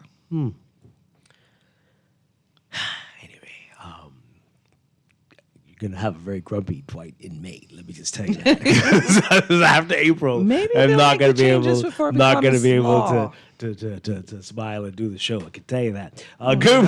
We need Dwight smiling and doing the show, so guys. If you think he's grumpy and grouchy now, good Lord. Oh, no. Good morning, caller. You're on the air. Good morning, Dwight, and your co-host. Hi, good morning. Dwight, did they fix the problem of drivers of owners of cars letting out their cars to their family or whoever, and the car and the person hit somebody else's car, but they're not on the insurance? Did they fix that problem? Who's they? Now, I know in the States, you have to then say the person stole your car. If not, you are going to court. You're responsible for your own car. Did they fix that problem in the dock? Who's the they? Who's the they you're talking about? I mean, you as a responsible person should know you can't lend your car out, and it's always a cousin. You lend your car to your cousin, and then they hit it somehow. And then right, it's always so. It's you. You have to fix it. You have to be sensible. No, but you also has to come up with the amount of money to put persons on your vehicle as named drivers, and that or get the insurance also costs more money. Where it says any adult can drive it, which will cost you some money. Yeah. So you need to fix it, and you need to fix it, and hopefully your cousin has a driver's license because there's too much of that foolishness going on as well. Perhaps what the caller means is to make it more accessible financially. For what? And again, it's a business. Make what? Insurance? Mm-hmm. Oh, okay. That's what I'm saying. Sure. It's an industry that Sure. there are no discounts. Right. Dwight, don't blow a gasket, by the way. But any word on the Pike contracts? We just spoke about this on Friday. You know, they're out doing stuff, but we haven't heard a word. Not a word. Not a word. I don't know what all the talk is about. You're not supposed to be driving without license and insurance anyway. Yeah, we agree. We think we applaud the bill for trying to address that. But we're saying that it's going to create some new issues. And this person, who's clearly a fancy rich person, my license and insurance is my birth month. Well, good for you. Good for you. Aren't you special? Oh my gosh. They are special. Okay, whatever. Dwight, this is a question for you and Ms. Cartwright. Was this a priority? Are there more important issues? Please don't talk about low-hanging fruit. No, this is very important. People are getting ruined by lunatics out there driving without insurance. Absolutely, this was very important. We applaud the government for doing this. This one section in there doesn't make sense. One section. Mm-hmm. And we're not hearing from the insurance industry about how they will address this. This requirement that you get insurance in your birth month, as opposed to requiring insurance in general, right? And then still keeping the fact that you cannot cancel your insurance. It would have been the same thing, right? Mm-hmm. You can't cancel insurance unless the car is destroyed or unless you sold it. Mm-hmm. Yeah, okay, so why do you need to make it that you have insurance in your birth month? I can't cancel it anyway, right? I don't understand. I don't understand. That's the part. I feel like it has to be some sort of unspoken expectation that these different databases line up. Gotta be. Mm-hmm. Because birth dates go with licensing, so then that's an existing database. Because you might forget that you need to get insurance. Is that what they're trying to say? No, to link the information, Dwight, rather than creating another one or trying to. Okay. You gotta understand. I gotta be people to manage the information. Sure. We're running out of time. Just a couple seconds here. As for my business cars, I have to license them every March, but my insurances are due in May and July. So how will that work? Good luck. Oh wow! I mean, all the businesses have to come in, but that's the tax. I don't know. Is that going to be a requirement? Can you imagine? My guess is Prime Minister Davis is going to come on and say, "Oh, we're not going to do that like always. This is nonsense. This really tells our people our government is really disconnected from the people." I don't know. Is it going to happen? Your cousins should be on your insurance, but I think the insurance should be more affordable for young drivers. Why? They're the worst. Yeah, I said it. They are the worst. Discriminating against the young drivers. Yeah, I had to go through it too. So, well, that sounds horrible, right? That's what an old person would say. Once as you know. But it felt good when you hit that, was it 25? And then finally the insurance goes down a little bit. Like, oh, look at me. I made it. I made it. That's only the other day, He's right. It's not too long ago. Long lines and more stress on the poor, low-income people. I don't know why it would be longer lines. You mean for the people who are just finally getting insurance? That's what you're talking about? Why would there be longer lines? It's just pushing you into... I don't get that part. But I just need that to make sense. The one part. Everything else, I support. It is time to crack down on these people who have flaunted the laws in our faces and have made life a living hell for so many, for so long. But this one aspect is questionable. Why? Folks, we got to go. Pick up today's Nassau Guardian, the business section. A story I've been wondering about this. We heard about after Hurricane Oscar, the challenges in Inago with the flooding. And so I've been wondering, is everything okay? And apparently everything's not okay. Morton Salt, the largest employer on the island, may be down for months as the plant was damaged during Hurricane Oscar. You got to read about that in today's Guardian business section. Really, really serious stuff there. And there's a whole lot more in the section today. Brought to you in part by CFAL, growing wealth for future generations. Tune in to CFAL Talks tonight at 6:30 p.m. right here on Guardian Radio 96.9. Deandra Cartwright, thank you so much for being here with us this morning.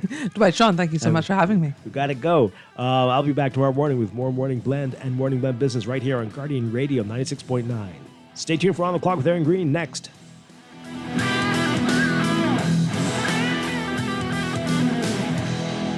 This holiday season, give the gift that lasts a lifetime. Financial freedom with CFAL. Whether you're looking to take the stress out of holiday giving or plan for the future, CFAL has you covered. With our suite of savings products, you can start with a minimal upfront investment and low monthly contributions. Get a jump start with 2025 financial goals with CFAL Savings Express, or give the little ones a head start with the CFAL Education Plan. You can also secure your own future with the CFAL Blue Marlin Retirement Plan. This holiday season, make your gift count with CFAL, where small savings lead to brighter futures. Visit CFAL.com today to start building wealth so you can live well.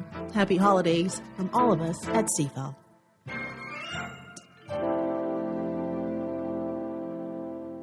Have you already tried our President Butter? Ooh la la. Indulge a little with President, because now more than ever, we need to savor the taste, textures, and feelings to truly enjoy the little things that mean the most. President Butter, something to savor.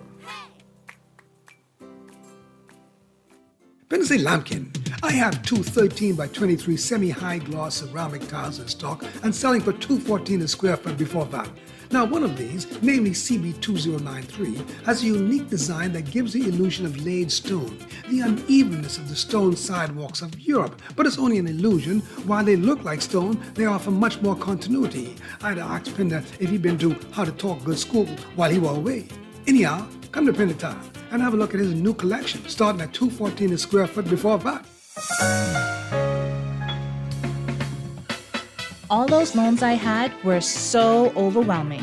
Fidelity's debt consolidation loan combined all my loan payments into one easy payment with a built-in savings plan that pays me unbeatable interest. It's time to make that move to Fidelity. Call 356-7764. Fidelity, we're good for you. Are you a Bahamian with property on one of our 16 island destinations? Well, the Tourism Development Corporation, in partnership with Bahamas Development Bank, is officially launching our Home Sweet Home Incentive. Join the vacation market by transforming your properties into vacation rentals. Earn up to $10,000 or more in funding and start building today. Register at tdcbahamas.com. from October 7th to November 18th. What are you waiting on? Build your vacation home today. This is Guardian Radio 96.9 FM, Nassau, Bahamas.